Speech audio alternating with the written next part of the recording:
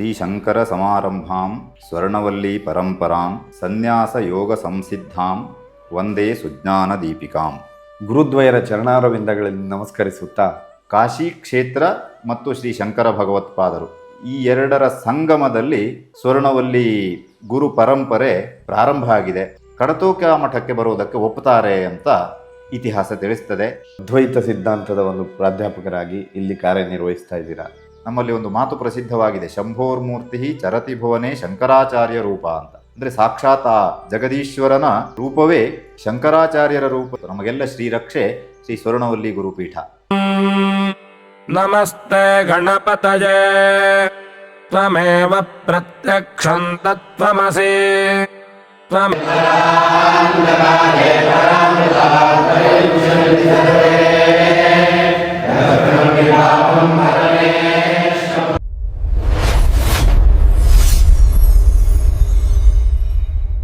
ನಮಸ್ಕಾರ ಸ್ನೇಹಿತರೆ, ಇವತ್ತು ನಾವು ಶ್ರೀಮದ್ ಜಗದ್ಗುರು ಶಂಕರಾಚಾರ್ಯ ಶ್ರೀ ಸ್ವೊಂದಾ ಸ್ವರ್ಣವಲ್ಲೀ ಮಹಾಸಂಸ್ಥಾನಕ್ಕೆ ಬಂದಿದ್ದೇವೆ.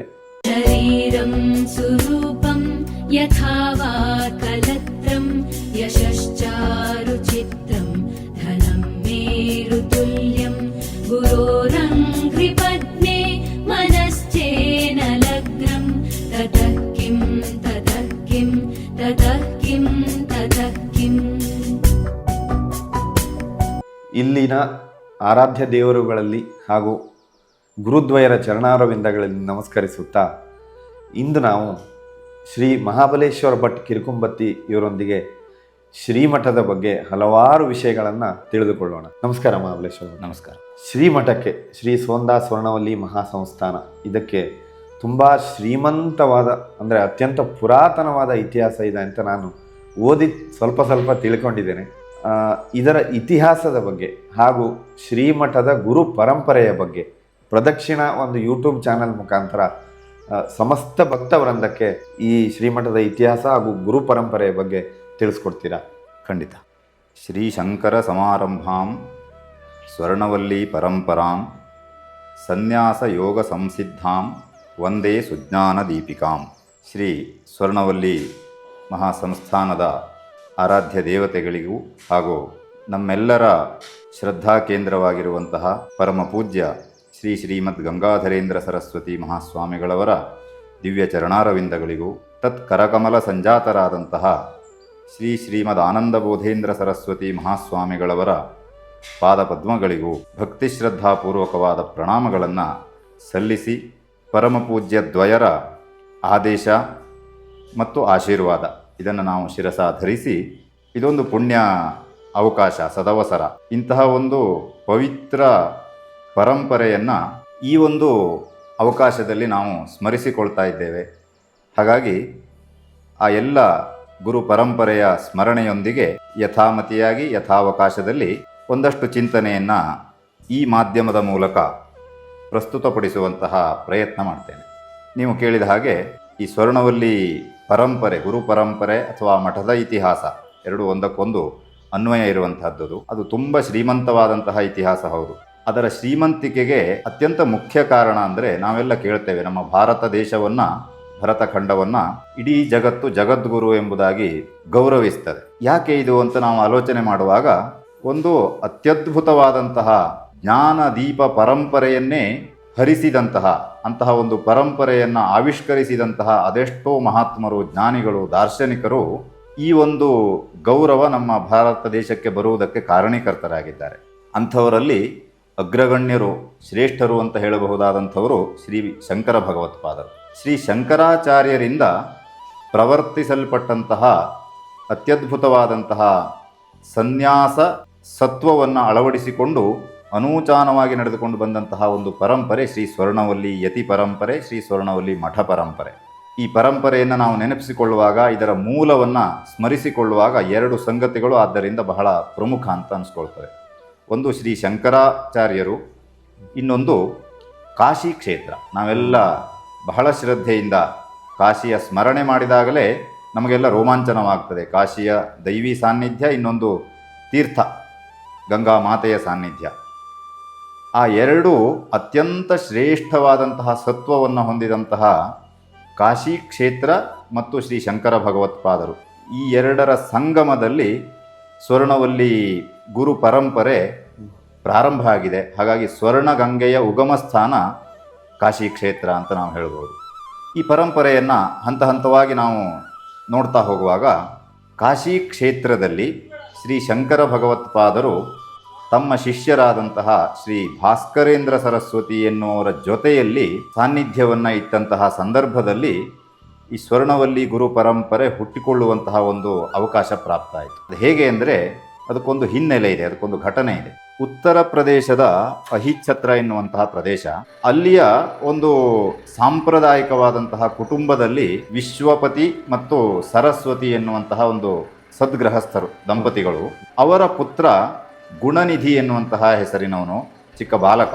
ಒಂದು ವಿಶೇಷ ಅಂದರೆ ಆ ಹೆಸರು ಹೇಗಿತ್ತೋ ಹಾಗೆಯೇ ಅವನ ನಡತೆ ಕೂಡ ಇತ್ತು ಅಂತ. ಸದ್ಗುಣಗಳ ನಿಧಿಯೇ ಆಗಿದ್ದ ಆತ, ನಮ್ಮ ಇತಿಹಾಸ ತಿಳಿಸಿಕೊಡ್ತದೆ. ಹಾಗೆ ಆ ಗುಣನಿಧಿ ಎನ್ನುವಂತಹ ಬಾಲಕ ಅತ್ಯಂತ ಚಿಕ್ಕ ವಯಸ್ಸಿನಲ್ಲಿಯೇ ತನ್ನ ತಂದೆ ತಾಯಿಗಳ ಆಶೀರ್ವಾದವನ್ನು ಅನುಮತಿಯನ್ನು ಪಡೆದು ಗೋಕರ್ಣ ಕ್ಷೇತ್ರಕ್ಕೆ ಬರ್ತಾನೆ. ಗೋಕರ್ಣ ಕ್ಷೇತ್ರದಲ್ಲಿ ಸ್ವಲ್ಪ ಕಾಲ ಇದ್ದು ಶ್ರೀ ದೇವರ ಮಹಾಬಲೇಶ್ವರ ದೇವರ ಆರಾಧನೆಯನ್ನು ಮಾಡ್ತಾ ತನ್ನದೇ ಆದಂತಹ ಆ ಚಿಕ್ಕ ವಯಸ್ಸಿನಲ್ಲಿ ಕೂಡ ಅಂತಹ ಒಂದು ಅಂತಃಸತ್ವವನ್ನು ಹೊಂದಿದಂತಹ ಬಾಲಕ ಆತ. ಅಲ್ಲಿ ತನ್ನದಾದಂತಹ ಅನುಷ್ಠಾನ ತಪಸ್ಸನ್ನು ನಿರ್ವಹಿಸ್ತಾ ಇರುವಂತಹ ಸಂದರ್ಭದಲ್ಲಿ ಒಂದು ಉತ್ತಮ ಘಟನೆ ನಡೆಯೋದಕ್ಕೆ ಒಂದು ಉತ್ತಮ ಪ್ರೇರಣೆಯೂ ಬೇಕಾಗ್ತದೆ. ಅಲ್ಲಿ ಆತನಿಗೆ ದೈವಿ ಪ್ರೇರಣೆ ಪ್ರಾಪ್ತವಾಗ್ತದೆ. ಶ್ರೀ ಮಹಾಬಲೇಶ್ವರ ದೇವರಿಂದ ಒಂದು ಪ್ರೇರಣೆ ಪ್ರಾಪ್ತವಾಗ್ತದೆ. ನಿನ್ನ ಸಂಕಲ್ಪ ಸಾಕಾರಗೊಳ್ಳುವುದಾದರೆ ನೀನು ಕಾಶಿ ಕ್ಷೇತ್ರಕ್ಕೆ ಪ್ರಯಾಣ ಮಾಡಬೇಕು, ಕಾಶಿ ಕ್ಷೇತ್ರಕ್ಕೆ ನೀನು ಹೋಗಬೇಕು, ಅಲ್ಲಿ ನಿನ್ನ ಇಷ್ಟಾರ್ಥಗಳೆಲ್ಲ ಕೂಡಿ ಬರ್ತವೆ, ನೆರವೇರ್ತವೆ ಎನ್ನುವುದಾಗಿ ದೇವರ ಒಂದು ಪ್ರೇರಣೆ ಆತನಿಗೆ ದೊರಕುತ್ತದೆ. ಇದೇ ಒಂದು ದೃಷ್ಟಿಯಲ್ಲಿ ಸ್ವರ್ಣವಲ್ಲಿ ಗುರು ಪರಂಪರೆ ಹುಟ್ಟಿಕೊಳ್ಳುವುದಕ್ಕೆ ನಾಂದಿ ಆಯಿತು ಅಂತ ಹೇಳ್ಬೋದು. ಅಲ್ಲಿಂದ ದೈವಿ ಪ್ರೇರಣೆಯನ್ನು ಪಡೆದು ಆತ ಕಾಶಿ ಕ್ಷೇತ್ರಕ್ಕೆ ಬರ್ತಾನೆ. ಕಾಶಿ ಕ್ಷೇತ್ರದಲ್ಲಿ ದಶಾಶ್ವಮೇಧ ಘಾಟ್ ಅಂತ, ಇಂದಿಗೂ ಅಲ್ಲಿ ಶ್ರೀ ಸ್ವರ್ಣವಲ್ಲಿ ಗುರು ಪರಂಪರೆಯ ಮೊದಲನೆಯ ಮಠ ಅಥವಾ ಮೊದಲನೆಯ ಸನ್ಯಾಸ ದೀಕ್ಷೆಯ ಸ್ಥಳ, ಅದರ ಕುರುಹುಗಳು ಸಿಗುತ್ತವೆ. ಅಂತಹ ದಶಾಶ್ವಮೇಧ ಘಾಟ್ ಎನ್ನುವಂಥಲ್ಲಿ ಶ್ರೀ ಶಂಕರ ಭಗವತ್ಪಾದರು ತಮ್ಮ ಶಿಷ್ಯರಾದಂತಹ ಭಾಸ್ಕರೇಂದ್ರ ಸರಸ್ವತಿಯವರೊಂದಿಗೆ ಇರುವಂತಹ ಸಂಗತಿಯನ್ನು ತಿಳಿದು ಅಲ್ಲಿಗೆ ಹೋಗಿ ಸಾಷ್ಟಾಂಗ ಪ್ರಣಾಮಗಳನ್ನು ಸಲ್ಲಿಸ್ತಾನೆ ಆತ. ಅಲ್ಲದೆ ತನ್ನ ಪರಿಚಯವನ್ನು ಅವರ ಮುಂದೆ ನಿವೇದಿಸಿಕೊಳ್ತಾನೆ. ತನ್ನ ಅಭಿಲಾಷೆಯನ್ನು, ತಾನು ಜ್ಞಾನ ಮಾರ್ಗದಲ್ಲಿ ಸನ್ಯಾಸ ಮಾರ್ಗದಲ್ಲಿ ಮುಂದುವರಿಯಬೇಕು ಎನ್ನುವಂತಹ ಮಹೋನ್ನತವಾದ ಧ್ಯೇಯವನ್ನು ಇಟ್ಟುಕೊಂಡು ಬಂದವನು ಅನ್ನುವಂತಹ ತನ್ನ ಅಂತರಂಗವನ್ನು ಪರಮ ಪೂಜ್ಯ ಶ್ರೀ ಶಂಕರ ಭಗವತ್ಪಾದರ ದಿವ್ಯ ಸನ್ನಿಧಾನದಲ್ಲಿ ವ್ಯಕ್ತಪಡಿಸ್ತಾನೆ. ಅನೇಕ ವಿಧದಲ್ಲಿ ಇವನನ್ನು ಅವರು ಪರೀಕ್ಷೆ ಮಾಡ್ತಾರೆ, ಎಲ್ಲದರಿಂದ ನಿರ್ಣಯಿಸ್ತಾರೆ. ಈತ ಸರ್ವಗುಣ ಸಂಪನ್ನ, ಎಲ್ಲದಕ್ಕಿಂತ ಮುಖ್ಯವಾಗಿ ಮಹೋನ್ನತವಾದ ಸನ್ಯಾಸ ಪರಂಪರೆಯನ್ನು ಪಡೆದು ಮುನ್ನಡೆಸುವುದಕ್ಕೆ ಸರ್ವ ಸಮರ್ಥ ಎನ್ನುವುದಾಗಿ ಶಂಕರ ಭಗವತ್ಪಾದರಿಗೆ ವೇದ್ಯವಾಗ್ತದೆ. ಅಲ್ಲದೆ ಇವನ ಬಯಕೆಯಂತೆ ಶ್ರೀ ಶಂಕರ ಭಗವತ್ಪಾದರು ತಮ್ಮ ಸಮ್ಮುಖದಲ್ಲಿಯೇ ತಮ್ಮ ಶಿಷ್ಯರಾದಂತಹ ಶ್ರೀ ಭಾಸ್ಕರೇಂದ್ರ ಸರಸ್ವತಿಯವರ ಮೂಲಕ ಈ ಗುಣನಿಧಿ ಎನ್ನುವಂತಹ ಬಾಲಕನಿಗೆ ಸನ್ಯಾಸ ದೀಕ್ಷೆಯನ್ನು ಕೊಡ್ತಾರೆ. ಇದು ಸ್ವರ್ಣವಲ್ಲಿ ಪರಂಪರೆಯ ಮೊದಲನೆಯ ಯತಿಗಳು ಪ್ರಕಟವಾಗುವುದಕ್ಕೆ ಒಂದು ಸನ್ನಿವೇಶ. ಶ್ರೀ ಶಂಕರ ಭಗವತ್ಪಾದರು ಈ ಗುಣನಿಧಿ ಎನ್ನುವಂತಹ ಬಾಲಕನಿಗೆ ದೀಕ್ಷೆ ಕೊಡ್ತಾ ಸನ್ಯಾಸ ಪರಂಪರೆಯ ವಿಧಿಯ ಹಾಗೆ ಒಂದು ಯೋಗ ಪಟ್ಟನಾಮ ಅಂತ ಕರೀತಾರೆ. ಮೊದಲಿನ ಗುಣನಿಧಿ ಎನ್ನುವಂತಹ ಹೆಸರಿನ ಬದಲಾಗಿ ಈ ಸನ್ಯಾಸಾಶ್ರಮಕ್ಕೆ ಯೋಗ್ಯವಾದಂತಹ ನಾಮಕರಣ ಮಾಡ್ತಾರೆ. ಶ್ರೀ ವಿಶ್ವವಂದೇಂದ್ರ ಸರಸ್ವತಿ ಎನ್ನುವುದಾಗಿ ಶ್ರೀ ಶಂಕರ ಭಗವತ್ಪಾದರೇ ಸ್ವಯಂ ಘೋಷಣೆ ಮಾಡಿ ಆಚಾರ್ಯರಿಗೆ ಗುಣನಿಧಿ ಎನ್ನುವಂತಹ ಬಾಲಕನಿಗೆ ಸನ್ಯಾಸಾಶ್ರಮ ದೀಕ್ಷೆಯನ್ನಿತ್ತು ವಿಶ್ವವಂದೇಂದ್ರ ಸರಸ್ವತಿ ಎನ್ನುವಂತಹ ಯೋಗಪಟ್ಟ ನಾಮವನ್ನು ನೀಡುತ್ತಾರೆ, ಆಶೀರ್ವದಿಸ್ತಾರೆ, ಅನುಗ್ರಹಿಸ್ತಾರೆ. ಅಲ್ಲದೆ ತಮ್ಮ ಬಳಿಯಲ್ಲಿರುವಂತಹ ಅತ್ಯಂತ ದಿವ್ಯವಾದಂತಹ ಸ್ಫಟಿಕಮಯವಾದಂತಹ ಶಿವಲಿಂಗವನ್ನು ಹಾಗೂ ಶ್ರೀ ಲಕ್ಷ್ಮೀ ನರಸಿಂಹ ಸಾಲಿಗ್ರಾಮವನ್ನು ಈ ವಿಶ್ವವಂದೇಂದ್ರ ಸರಸ್ವತಿಗಳಿಗೆ ಅನುಗ್ರಹಿಸ್ತಾರೆ ಎನ್ನುವುದಾಗಿ ಇತಿಹಾಸ ತಿಳಿಸಿಕೊಡುತ್ತದೆ. ಅಲ್ಲಿಂದ ಅನೂಚಾನವಾಗಿ ಶ್ರೀ ಸ್ವರ್ಣವಲ್ಲಿ ಯತಿ ಪರಂಪರೆಯಲ್ಲಿ ಇಂದಿನವರೆಗೂ ಶ್ರೀ ಚಂದ್ರಮೌಳೀಶ್ವರ ಹಾಗೂ ಶ್ರೀ ಲಕ್ಷ್ಮೀ ನರಸಿಂಹ ದೇವರ ಆರಾಧನೆ ನಡೆದುಕೊಂಡು ಬಂದಿದೆ. ಅಲ್ಲಿಂದ ಮುಂದಕ್ಕೆ ಅವರ ಶಿಷ್ಯರಾಗಿ ಶ್ರೀ ನಾರಾಯಣೇಂದ್ರ ಸರಸ್ವತಿಗಳು ಅಂತ ಬರ್ತಾರೆ. ಅವರು ಶ್ರೀ ಸ್ವರ್ಣವಲ್ಲಿ ಗುರು ಪರಂಪರೆಯ ಈ ಪರಂಪರೆಯ ಎರಡನೆಯ ಯತಿಗಳು. ಅಲ್ಲಿಂದ ಘಟನಾವಳಿ ಇನ್ನಷ್ಟು ಮುಂದಕ್ಕೆ ಹೋಗ್ತದೆ. ಶ್ರೀ ನಾರಾಯಣೇಂದ್ರ ಸರಸ್ವತಿಯವರ ಕಾಲದಲ್ಲಿ ಅವರು ಅತ್ಯಂತವಾದ ದೈವಿ ಭಕ್ತರು ಅನ್ನೋದಕ್ಕಿಂತಲೂ ಜಗನ್ಮಾತೆಯ ಆರಾಧನೆಯಲ್ಲಿ ಅತ್ಯಂತ ಆಸಕ್ತಿಯನ್ನು, ಶ್ರದ್ಧೆಯನ್ನು, ಏಕಾಗ್ರತೆಯನ್ನು ಹೊಂದಿದಂತಹ ಯತಿಗಳಾಗಿದ್ದರು. ಅವರು ವಿಂಧ್ಯವಾಸಿನಿಯಾದಂತಹ ಉತ್ತರ ಪ್ರದೇಶದಲ್ಲಿ ವಿಂಧ್ಯಾಚಲದಲ್ಲಿ ನೆಲೆಸಿರುವಂತಹ ವಿಂಧ್ಯವಾಸಿನಿ ಜಗನ್ಮಾತೆಯನ್ನ ತಾನು ದರ್ಶನ ಮಾಡಬೇಕು ಎನ್ನುವಂತಹ ಅಪೇಕ್ಷೆಯುಳ್ಳವರಾಗಿ ವಿಂಧ್ಯ ಪರ್ವತಕ್ಕೆ ಬರ್ತಾರೆ. ವಿಂಧ್ಯ ಪರ್ವತದಲ್ಲಿ ಜಗನ್ಮಾತೆಯ ಕುರಿತಾಗಿ ತಪಸ್ಸನ್ನು ಆಚರಿಸಿ ಜಗನ್ಮಾತೆಯಿಂದ ಆಶೀರ್ವಾದವನ್ನು ಪಡೆಯುತ್ತಾರೆ. ವಿಶೇಷವಾಗಿ ಇತಿಹಾಸದಲ್ಲಿ ಉಲ್ಲೇಖ ಆದ ಹಾಗೆ ಜಗನ್ಮಾತೆ ಆ ಯತಿಗಳಿಗೆ ಪ್ರತ್ಯಕ್ಷಳಾಗಿ ಇವರ ಇಷ್ಟಾರ್ಥವನ್ನು ನೆರವೇರಿಸ್ತಾಳೆ. ಜಗನ್ಮಾತೆಯ ಸಮ್ಮುಖದಲ್ಲಿ ಶ್ರೀ ನಾರಾಯಣೇಂದ್ರ ಸರಸ್ವತಿಗಳು ಕೇಳಿಕೊಳ್ತಾರಂತೆ, ತನ್ನ ನಾಲಿಗೆಯಲ್ಲಿ ಸದಾ ನೀನು ನೆಲೆಸಬೇಕು, ಶಾಸ್ತ್ರ ವಿಚಾರ ಶಾಸ್ತ್ರ ವಿದ್ಯೆ ತನ್ನ ನಾಲಿಗೆಯಲ್ಲಿ ಸದಾ ಸ್ಫುರಿಸಬೇಕು, ನಾಲಿಗೆಯಲ್ಲಿ ಹೊರಹೊಮ್ಮಬೇಕು ಎನ್ನುವಂತಹ ಒಂದು ಪ್ರಾರ್ಥನೆಯನ್ನು ಜಗನ್ಮಾತೆಯ ಬಳಿಯಲ್ಲಿ ಸಲ್ಲಿಸ್ತಾರೆ. ಜಗನ್ಮಾತೆ ಅವರ ಈ ಇಷ್ಟಾರ್ಥವನ್ನು ತಾನು ನೆರವೇರಿಸ್ತೇನೆ, ನಿನ್ನ ನಾಲಿಗೆಯಲ್ಲಿ ತಾನು ಸದಾ ನಲಿಯುತ್ತಾ ಇರ್ತೇನೆ ಅಂತ ಹೇಳಿ ಆಶೀರ್ವಾದ ಮಾಡಿದಳು ಅಂತ ಇತಿಹಾಸದಲ್ಲಿ ಬರುತ್ತೆ. ಇನ್ನೊಂದು ಅತ್ಯಂತ ಮುಖ್ಯ ಸಂಗತಿ ನಾವೆಲ್ಲ ಗಮನಿಸಬೇಕಾದದ್ದು, ಶ್ರೀ ಸ್ವರ್ಣವಲ್ಲಿ ಪರಂಪರೆಯಲ್ಲಿ ಜಗನ್ಮಾತೆಯ ಆರಾಧನೆಯು ಕೂಡ ಅನೂಚಾನವಾಗಿ ನಡೆದುಕೊಂಡು ಬಂದಿದೆ. ನಾವೆಲ್ಲ ಇವತ್ತು ಗಮನಿಸ್ತಾ ಇದ್ದೇವೆ, ಶ್ರೀ ಸ್ವರ್ಣವಲ್ಲಿ ಮಹಾಸಂಸ್ಥಾನದ ಆರಾಧ್ಯ ದೇವತೆ ಶ್ರೀ ಲಕ್ಷ್ಮೀ ನರಸಿಂಹ, ಶ್ರೀ ಚಂದ್ರಮೌಳೀಶ್ವರ ಹಾಗೂ ಶ್ರೀ ಶಾರದಾಂಬಾ ದೇವತೆ. ಇತ್ತೀಚೆಗೆ ಅದು ಕಾರಣಾಂತರದಿಂದ ಶ್ರೀ ರಾಜರಾಜೇಶ್ವರಿ ಎಂಬ ಹೆಸರಿನಿಂದ ಪ್ರಸಿದ್ಧವಾಗಿದ್ದು ಮೂಲದಲ್ಲಿ ಶಾರದಾಂಬಾ ಅಂತ. ಅದಕ್ಕೆ ಕಾರಣ ಈ ನಾರಾಯಣೇಂದ್ರ ಸರಸ್ವತಿಯವರ ಕಾಲದಲ್ಲಿಯೇ ಜಗನ್ಮಾತೆಯ ಆರಾಧನೆಯ ಒಂದು ಸಂಪ್ರದಾಯ ಆವಿಷ್ಕಾರಗೊಂಡು ಅಲ್ಲಿಂದ ಇಲ್ಲಿವರೆಗೂ ಬಂದಿದೆ. ಅದು ಆಯಾ ಕಾಲಘಟ್ಟದಲ್ಲಿ ಬೇರೆ ಬೇರೆ ಯತಿಗಳ ಕಾಲದಲ್ಲಿ ಉಚ್ಛ್ರಾಯ ಸ್ಥಿತಿಗೆ ಬಂದಿದ್ದಿದೆ. ಅದಕ್ಕೆ ನಾವು ನೆನಪು ಮಾಡಿಕೊಳ್ಳಬೇಕಾದದ್ದು, ಈ ಹಿಂದಿನ ಈ ಪರಂಪರೆಯ 53ನೇ ಯತಿಗಳಾದಂತಹ ಶ್ರೀ ಸರ್ವಜ್ಞೇಂದ್ರ ಸರಸ್ವತಿ ಮಹಾಸ್ವಾಮಿಗಳವರು ಶ್ರೀ ಲಲಿತಾಚರಣದಾಸ ಎನ್ನುವಂತಹ ಪ್ರಸಿದ್ಧಿಗೆ ಪಾತ್ರರಾದವರು. ಆ ಹೆಸರು ಯಾಕೆ ಹಾಗೆ ಪ್ರಸಿದ್ಧಿಗೆ ಬಂತು ಅಂತಂದರೆ, ಅವರು ಅತ್ಯಂತ ಕಠೋರ ನಿಷ್ಠೆಯಿಂದ ಶ್ರೀಚಕ್ರ ಉಪಾಸನೆಯನ್ನು ಮಾಡಿದಂಥವರು. ಸುದೀರ್ಘ ಕಾಲ, ಅನೇಕ ದಶಕಗಳ ಕಾಲ ಶ್ರೀಚಕ್ರ ಉಪಾಸನೆಯನ್ನು ಮಾಡಿ ದೇವಿಯ ಅನುಗ್ರಹಕ್ಕೆ ಪಾತ್ರರಾದಂಥವರು.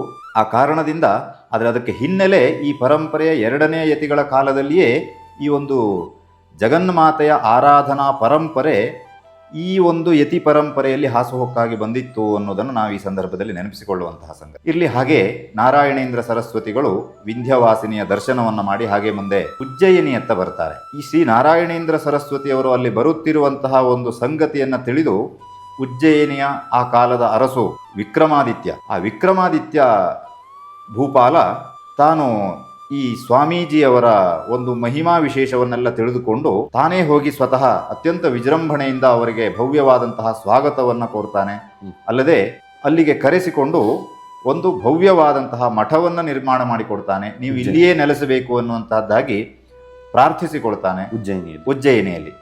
ಹಾಗಾಗಿ ಶ್ರೀಮಠ ಕಾಶಿಯಿಂದ ಉಜ್ಜಯಿನಿಗೆ ಸ್ಥಳಾಂತರವಾಗ್ತದೆ ನಾರಾಯಣೇಂದ್ರರ ಕಾಲದಲ್ಲಿ. ಉಜ್ಜಯಿನಿಯಲ್ಲಿ ನಾರಾಯಣೇಂದ್ರ ಸರಸ್ವತಿಗಳು ತಾವು ಕೂಡ ತಮ್ಮ ಸಂದರ್ಭ ಬಂದಾಗ ಮುಂದೆ ಶಿಷ್ಯ ಸ್ವೀಕಾರವನ್ನು ಮಾಡ್ತಾರೆ. ಒಬ್ಬೊಬ್ಬರದ್ದರೆ ಚರಿತ್ರೆಯನ್ನು ಹೇಳ್ತಾ ಹೋದರೆ ತುಂಬ ವಿಸ್ತಾರ, ಹಾಗಾಗಿ ಸಂಕ್ಷಿಪ್ತವಾಗಿ ನಾವು ಸ್ಮರಿಸಿಕೊಳ್ತಾ ಮುಂದೆ ಸಾಗುವುದಾದರೆ, ಉಜ್ಜಯಿನಿಯಲ್ಲಿ ಶ್ರೀ ನಾರಾಯಣೇಂದ್ರ ಸರಸ್ವತಿಯವರ ನಂತರ ಅವರನ್ನು ಸೇರಿದಂತೆ 18 ಯತಿಗಳು ಉಜ್ಜಯಿನಿ ಮಠದ ಪೀಠವನ್ನು ಅಲಂಕರಿಸಿ ಬ್ರಹ್ಮೈಕ್ಯವನ್ನು ಪಡೆದಿದ್ದಾರೆ ಅಂತ ಇತಿಹಾಸ ತಿಳಿಸ್ತದೆ. ಅಲ್ಲಿಂದ ಮುಂದಕ್ಕೆ 19ನೆಯ ಯತಿಗಳ ಕಾಲದಲ್ಲಿ ಶ್ರೀ ಗಂಗಾಧರೇಂದ್ರ ಸರಸ್ವತಿಗಳು ಅಂತ ಇನ್ನೊಂದು ಸಂಗತಿಯನ್ನು ಈ ಸಂದರ್ಭದಲ್ಲಿ ನಾವು ಆರಂಭದಲ್ಲೇ ನೆನಪಿಗೆ ತಂದುಕೊಳ್ಬೇಕೇನೆಂದರೆ, ಇಡೀ ಈ ಸ್ವರ್ಣವಲ್ಲಿ ಪರಂಪರೆ ಇವತ್ತಿಗೆ 54ನೆಯವರು ಶ್ರೀಮದ್ ಗಂಗಾಧರೇಂದ್ರ ಸರಸ್ವತಿ ಮಹಾಸ್ವಾಮಿಗಳವರು ಪೀಠವನ್ನು ಅಲಂಕರಿಸಿದ್ದಾರೆ. ಅವರ ಶಿಷ್ಯರಾಗಿ ಶ್ರೀಮದ್ ಆನಂದಬೋಧೇಂದ್ರ ಸರಸ್ವತಿಗಳು ಶ್ರೀಮಠದ ಸಿಂಹಾಸನವನ್ನು ಪರಂಪರೆಯನ್ನು ಮುನ್ನಡೆಸುವುದಕ್ಕಾಗಿ ಇದ್ದಾರೆ.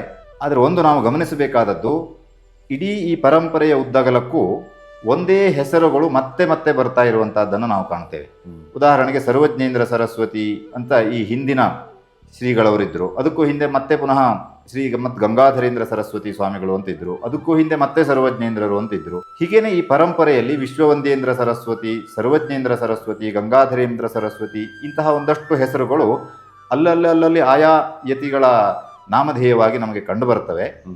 ಇಲ್ಲಿ ನಾವೀಗ ಮನನ ಮಾಡ್ತಾ ಹೊರಟದ್ದು ಉಜ್ಜಯಿನಿ ಶ್ರೀ ಮಠದಲ್ಲಿ 19ನೇ ಯತಿಗಳಾಗಿ ಶ್ರೀಮದ್ ಗಂಗಾಧರೇಂದ್ರ ಸರಸ್ವತಿ ಮಹಾಸ್ವಾಮಿಗಳವರ ಕಾಲದಲ್ಲಿ ಒಂದು ಘಟನೆ ನಡೀತದೆ. ನಮ್ಮ ಈ ಭಾಗದಿಂದ ಅಂದರೆ ಗೋಕರ್ಣ, ಗೋರಾಷ್ಟ್ರ ದೇಶ ಅಂತೆಲ್ಲ ನಾವು ಕರಿತೇವೆ, ಈ ಭಾಗದಿಂದ ಒಂದಷ್ಟು ವೇದಶಾಸ್ತ್ರ ಪಂಡಿತರಾದಂತಹ ಬ್ರಾಹ್ಮಣರು ಯಾತ್ರಾರ್ಥಿಗಳಾಗಿಯೋ ಹೇಗೋ ಆ ಕಡೆ ಉತ್ತರದ ಕಡೆ ಹೋದವರು ಉಜ್ಜಯಿನಿಯಲ್ಲಿ ನೆಲೆಸಿರುವಂತಹ ಈ ಮಹಾತ್ಮರ ಶ್ರೀ ಗಂಗಾಧರೇಂದ್ರ ಸರಸ್ವತಿ ಸ್ವಾಮಿಗಳವರ ದರ್ಶನ ಮಾಡ್ತಾರೆ. ಎಲ್ಲಕ್ಕಿಂತ ಮುಖ್ಯವಾಗಿ ನೀವು ನಮ್ಮ ಭಾಗಕ್ಕೆ ಬಂದು ನೆಲೆಸಿ ನಮ್ಮನ್ನೆಲ್ಲ ಹರಸಬೇಕು, ಅನುಗ್ರಹಿಸಬೇಕು ಅಂತ ತುಂಬ ವಿನೀತರಾಗಿ ಪ್ರಾರ್ಥನೆ ಮಾಡಿಕೊಳ್ತಾರೆ. ಇವರ ಪ್ರಾರ್ಥನೆಗೆ ಒಪ್ಪಿ ಶ್ರೀ ಗಂಗಾಧರೇಂದ್ರ ಸರಸ್ವತಿ ಮಹಾಸ್ವಾಮಿಗಳವರು ಅಲ್ಲಿಂದ ಗೋಕರ್ಣ ಕ್ಷೇತ್ರದತ್ತ ಬರ್ತಾರೆ ಅಂತ. ಮಾರ್ಗ ಮಧ್ಯದಲ್ಲಿ ತ್ರ್ಯಂಬಕ ಕ್ಷೇತ್ರವನ್ನು ದರ್ಶನ ಮಾಡಿದರು ಅಂತ ಬರ್ತದೆ. ಹಾಗೆ ಸಾಗಿ ಬಂದು ಗೋಕರ್ಣಕ್ಕೆ ಬರ್ತಾರೆ. ಈ ಮಹಾಸ್ವಾಮಿಗಳವರ ಈ ಪರಂಪರೆಯ ಮಹತ್ವವನ್ನು ಅರಿತಂತಹ ವಿಕ್ರಮಾರ್ಕ ಭೂಪಾಲ ಕೂಡ ಆದೇಶವನ್ನು ಕಳಿಸ್ತಾನೆ ಅಲ್ಲಿಂದಲೇ. ಈ ಸ್ವಾಮಿಗಳು ಗೋಕರ್ಣ ಕ್ಷೇತ್ರದತ್ತ ಬರ್ತಾ ಇದ್ದಾರೆ, ಇವರಿಗೆ ಯೋಗ್ಯವಾದಂತಹ ವ್ಯವಸ್ಥೆಯನ್ನ, ಮಠವನ್ನ ಕಲ್ಪಿಸಬೇಕು. ಇವರ ಅನೂಚಾನವಾದಂತಹ ಯಾವತ್ತು ಪೂಜಾ ಕೈಂಕರ್ಯಗಳು, ಅನುಷ್ಠಾನಗಳು ಇದಕ್ಕೆ ಯಾವುದಕ್ಕೂ ಅಡೆತಡೆಗಳು ಬರದೇ ಇದ್ದಂತೆ ಅಲ್ಲಿ ವ್ಯವಸ್ಥೆ ಆಗಬೇಕು ಅಂತ ಅಲ್ಲಿಂದಲೇ ಆತ ಆದೇಶವನ್ನು ಹೊರಡಿಸ್ತಾನೆ. ಉಜ್ಜಯಿನಿಯಿಂದ ಗೋಕರ್ಣಕ್ಕೆ ಬರುವಾಗ ಗೋಕರ್ಣದಲ್ಲಿ ಭವ್ಯವಾದಂತಹ ಮಠವನ್ನ ರಾಜಾಶ್ರಯದಲ್ಲಿ ನಿರ್ಮಾಣ ಮಾಡಲಾಗ್ತಾ ಇದೆ. ಇಡೀ ಸ್ವರ್ಣವಲ್ಲಿ ಪರಂಪರೆ ಸಾಗಿ ಬಂದಾಗ ಸ್ವರ್ಣವಲ್ಲಿ ಪರಂಪರೆಯ ಉದ್ದಗಲಕ್ಕೂ ರಾಜಾಶ್ರಯ ದೊರಕಿರುವಂತಹ ಒಂದು ವಿಶೇಷ ಸಂಗತಿ ಇದೆ. ಗೋಕರ್ಣದಲ್ಲಿ ಭವ್ಯ ಮಠವನ್ನು ನಿರ್ಮಾಣ ಮಾಡಿ ಶ್ರೀ ಗಂಗಾಧರೇಂದ್ರ ಸರಸ್ವತಿ ಮಹಾಸ್ವಾಮಿಗಳವರು ಅಲ್ಲಿ ಪೀಠವನ್ನು ಅಲಂಕರಿಸ್ತಾರೆ. ಅಲ್ಲಿಯೂ 6 ಯತಿಗಳು ಗೋಕರ್ಣ ಪೀಠವನ್ನು ಅಲಂಕರಿಸಿದ್ರು ಎಂಬುದಾಗಿ ಇತಿಹಾಸ ತಿಳಿಸ್ತದೆ. ಗೋಕರ್ಣ ಪೀಠದಲ್ಲಿ ಯತಿಗಳು ಇರುವಂತಹ ಕಾಲದಲ್ಲಿ ಚಂದಾವರದ ಅರಸು ಚಂದ್ರಸೇನ ಅಂತ, ಚಂದಾವರದ ಅರಸು ಚಂದ್ರಸೇನ ಗೋಕರ್ಣದಲ್ಲಿ ಇರುವ ಯತಿಗಳ ಸಂದರ್ಶನವನ್ನು ಮಾಡಿ ತಾನು ಮತ್ತೆ ಪ್ರಾರ್ಥನೆ ಮಾಡಿಕೊಳ್ತಾನೆ.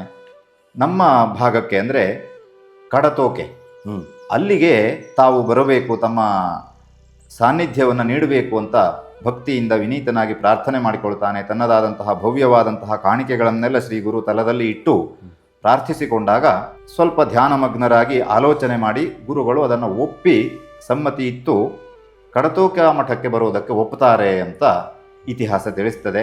ಅಲ್ಲಿಂದ ಕಾಲಾನಂತರದಲ್ಲಿ ಕಡತೋಕೆಗೆ ಶ್ರೀ ಗೋಕರ್ಣ ಕ್ಷೇತ್ರದಲ್ಲಿರುವಂತಹ ಯತಿಗಳು ಕಡತೋಕೆಗೆ ಬರ್ತಾರೆ. ಕಡತೋಕೆಯ ಶ್ರೀ ಮಠದಲ್ಲಿ 3 ಯತಿಗಳು ಪೀಠವನ್ನು ಅಲಂಕರಿಸಿದರು ಅಂತ ಬರ್ತದೆ ಚಂದಾವರ ಚಂದ್ರಸೇನನ ಕಾಲದಲ್ಲಿ. ಅಲ್ಲಿ ಕಡತೋಕೆಯಲ್ಲಿರುವಾಗ ಹಾಗೆ ಅಲ್ಲಿಯೂ ಒಂದು ಘಟನೆ ಸಂಭವಿಸ್ತದೆ. ಅಂದ್ರೆ ಅಲ್ಲಿಂದ ಮುಂದೆ ಶ್ರೀಮಠ ಯಾಕೆ ಸ್ಥಳಾಂತರ ಆಯಿತು ಅನ್ನೋದಕ್ಕೆ ಈ ಭಾಗದಲ್ಲಿರುವಂತಹ ರಾಜ ವೀರನೃಸಿಂಹ ಭೂಪಾಲ ಆ ಕಾಲದಲ್ಲಿರುವಂತಹವನು. ಆ ವೀರನೃಸಿಂಹ ಭೂಪಾಲನಿಗೆ ಸಂತತಿ ಇರಲಿಲ್ಲ ಅನ್ನೋದಾಗಿ ಇತಿಹಾಸ ತಿಳಿಸ್ತದೆ. ಕಡತೋಕೆ ಮಠದಲ್ಲಿ ಆವಾಗ ಪೀಠದಲ್ಲಿರುವಂಥವರು ಮತ್ತೆ ಪುನಃ ವಿಶ್ವವಂದೇಂದ್ರ ಸರಸ್ವತಿಗಳು ಅನ್ನುವಂತಹ ಅದೇ ನಾಮದಿಂದ ಪೀಠವನ್ನು ಅಲಂಕರಿಸಿರುವಂತಹ ಯತಿಗಳು ಅವರ ಸಮ್ಮುಖದಲ್ಲಿ ಬಂದು ಇವರ ಮಹಾತ್ಮ್ಯವನ್ನೆಲ್ಲ ತಿಳಿದುಕೊಂಡಂತಹ ವೀರನೃಸಿಂಹ ಭೂಪಾಲ ಬಂದು ಪ್ರಾರ್ಥಿಸಿಕೊಳ್ತಾನೆ, ತನಗೆ ಸಂತತಿ ಇಲ್ಲ, ನಿಮ್ಮ ಆಶೀರ್ವಾದದಿಂದ ನಿಮ್ಮ ಅನುಗ್ರಹದಿಂದ ನನಗೆ ಸಂತತಿ ಪ್ರಾಪ್ತವಾಗಬೇಕು. ಇದೆಲ್ಲಕ್ಕಿಂತ ಮುಖ್ಯವಾಗಿ ನಿಮ್ಮಂತಹ ಮಹಾತ್ಮರು ನಮ್ಮ ಭಾಗಕ್ಕೆ ಬಂದು ನೆಲೆಸಿದರೆ ಅಲ್ಲಿ ಎಲ್ಲ ವಿಧದ ಸುಭಿಕ್ಷ ಉಂಟಾಗ್ತದೆ, ಎಲ್ಲ ವಿಧದ ಆತಂಕಗಳು ದೈನ್ಯತೆಗಳೆಲ್ಲ ದೂರವಾಗ್ತವೆ. ಹಾಗಾಗಿ ನೀವು ಬಂದು ನಿಮ್ಮಂತಹ ಮಹಾತ್ಮರು ನಮ್ಮಲ್ಲಿಗೆ ಬಂದು ನೆಲೆಸಬೇಕು ಅಂತ ವಿಶ್ವವಂದ್ಯ ಸರಸ್ವತಿಗಳವರಲ್ಲಿ ಪ್ರಾರ್ಥಿಸಿಕೊಂಡಾಗ ಇವನನ್ನು ಆಶೀರ್ವದಿಸ್ತಾರೆ. ಮಾತ್ರ ಅಲ್ಲ, ಇವನಿಗೆ ಸಂತತಿ ಲಾಭ ಆಯಿತು ಅವರ ಆಶೀರ್ವಾದದಿಂದ ಅನ್ನೋದಾಗಿ ಇತಿಹಾಸ ತಿಳಿಸಿಕೊಡ್ತದೆ. ಅವನ ಪ್ರಾರ್ಥನೆಯಂತೆ ಶ್ರೀ ಗುರುಗಳು ಅಲ್ಲಿಂದ ಈ ವೀರನೃಸಿಂಹ ಭೂಪಾಲ ಇಲ್ಲಿಯೇ ಸಮೀಪದ ಈ ಸ್ವರ್ಣವಲ್ಲಿ ಸಮೀಪದ ಈಗ ನಾವೇನು ಭೀಮನ ಪಾದ ಅಂತ ಕರಿತೇವೆ, ಎಲ್ಲ ಲೋಕದಲ್ಲಿ ಪ್ರಸಿದ್ಧಿ ಇದೆ, ಒಂದು ಸಹಸ್ರಲಿಂಗ ಅಂತ ಕ್ಷೇತ್ರ ಪ್ರಸಿದ್ಧಿ ಇದೆ, ಅನೇಕ ಶಿವಲಿಂಗಗಳು ಕಾಣಸಿಗುವಂತಹ ಒಂದು ಪ್ರದೇಶ. ಅಲ್ಲಿಯೂ ವಿಶೇಷವಾಗಿ ಶ್ರೀ ಸ್ವರ್ಣವಲ್ಲಿ ಮಠದಿಂದ ಅನತಿ ದೂರದಲ್ಲಿಯೇ ಇರುವಂತಹ ಶಾಲ್ಮಲಾ ನದಿಯ ಒಂದು ಭಾಗ ಅದು ಪ್ರವಹಿಸ್ತಾ ಇರುವಂತಹ ಭಾಗ. ಈಗ ಅದು ಭೀಮನ ಪಾದ ಎನ್ನುವುದಾಗಿ ಪ್ರತೀತಿ ಇದೆ. ಅಲ್ಲಿ ಒಂದು ವಿಸ್ತಾರವಾದಂತಹ ಶಿಲಾಮಯವಾದಂತಹ 2 ಪಾದಗಳ ಕುರುಹು ಅಲ್ಲಿ ನಮಗೆ ಇಂದಿಗೂ ಕಾಣಿಸ್ತದೆ. ಅಲ್ಲಿಯೇ ಸಮೀಪದಲ್ಲಿ ಶಿವಲಿಂಗ ಕೂಡ ಕಾಣಿಸ್ತದೆ. ಅಲ್ಲಿ ಅದರ ನದಿ ತೀರದಲ್ಲಿ ವೀರನೃಸಿಂಹ ಭೂಪಾಲ ಭವ್ಯವಾದಂತಹ ಶಿಲಾಮಯವಾದಂತಹ ಮಠವನ್ನು ನಿರ್ಮಿಸಿಕೊಂಡು ಅಲ್ಲಿಂದ ಕಡತೋಕೆಯಿಂದ ಆ ಯತಿಗಳು ವಿಶ್ವವಂದೇಂದ್ರ ಸರಸ್ವತಿಗಳು ಇಲ್ಲಿಗೆ ಬರುವ ಹಾಗೆ ಪ್ರಾರ್ಥಿಸಿಕೊಂಡ ಪ್ರಕಾರ ಯತಿ ಪರಂಪರೆ ಯತಿ ವರೇಣ್ಯರು ಇಲ್ಲಿಗೆ ಆಗಮಿಸ್ತಾರೆ. ಈ ಮಧ್ಯದಲ್ಲಿಯೂ ಒಂದು ಘಟನೆ ಸಂಭವಿಸ್ತದೆ, ನಾವು ಅದನ್ನು ನೆನಪಿಸಿಕೊಳ್ಬೇಕು. ಅಲ್ಲಿಂದ ಈ ಕಡೆ ಬರುವಾಗ ಮಾರ್ಗ ಮಧ್ಯದಲ್ಲಿ ಅತ್ಯಂತ ಪ್ರಸಿದ್ಧವಾದಂತಹ ಪುಣ್ಯಕ್ಷೇತ್ರ ಮಂಜುಗುಣಿ ಕ್ಷೇತ್ರ, ವೆಂಕಟರಮಣ ದೇವರು ನೆಲೆಸಿದಂತಹ ಮಂಜುಗುಣಿ ಕ್ಷೇತ್ರ, ಶ್ರೀನಿವಾಸ ದೇವರ ಸಾನ್ನಿಧ್ಯ ಇರುವಂತಹದ್ದು. ಅಲ್ಲಿಗೆ ಮಾರ್ಗ ಮಧ್ಯದಲ್ಲಿ ಇಲ್ಲಿಗೆ ಬರುವಾಗ ಅಲ್ಲಿ ಬಂದಾಗ ಶ್ರೀದೇವರ ದರ್ಶನ ಮಾಡ್ತಾರೆ.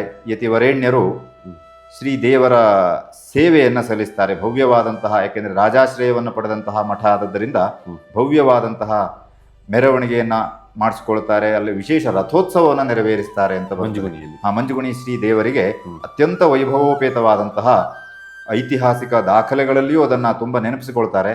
ಅತ್ಯಂತ ವೈಭವೋಪೇತವಾದಂತಹ ರಥೋತ್ಸವವನ್ನೆಲ್ಲ ನೆರವೇರಿಸಿ ಅಲ್ಲಿಂದ ಮಂಜುಗುಣಿ ಕ್ಷೇತ್ರದ ದರ್ಶನವನ್ನು ಪಡೆದು ಪರಮ ಪೂಜ್ಯ ಯತಿವರೇಣ್ಯರು ಸಹಸ್ರಲಿಂಗಕ್ಕೆ ಆಗಮಿಸ್ತಾರೆ. ಸಹಸ್ರಲಿಂಗ ಕ್ಷೇತ್ರದ ಅದೇ ಇಂದಿನ ಭೀಮನಪಾದ ನದಿ ತೀರದಲ್ಲಿರುವಂತಹ ಮಠದಲ್ಲಿ ನೆಲೆಸ್ತಾರೆ. ಅಲ್ಲಿ 28ರಿಂದ 32ನೇ ಯತಿಗಳವರೆಗೆ, ಅಂದರೆ ಒಂದು 4 ಯತಿಗಳು ಸಹಸ್ರಲಿಂಗ ಕ್ಷೇತ್ರದ ಮಠದಲ್ಲಿ ತಾವು ಬ್ರಹ್ಮೈಕ್ಯವನ್ನು ಪಡೀತಾರೆ ಅಂತ ಒಂದು ವಿಷಯ.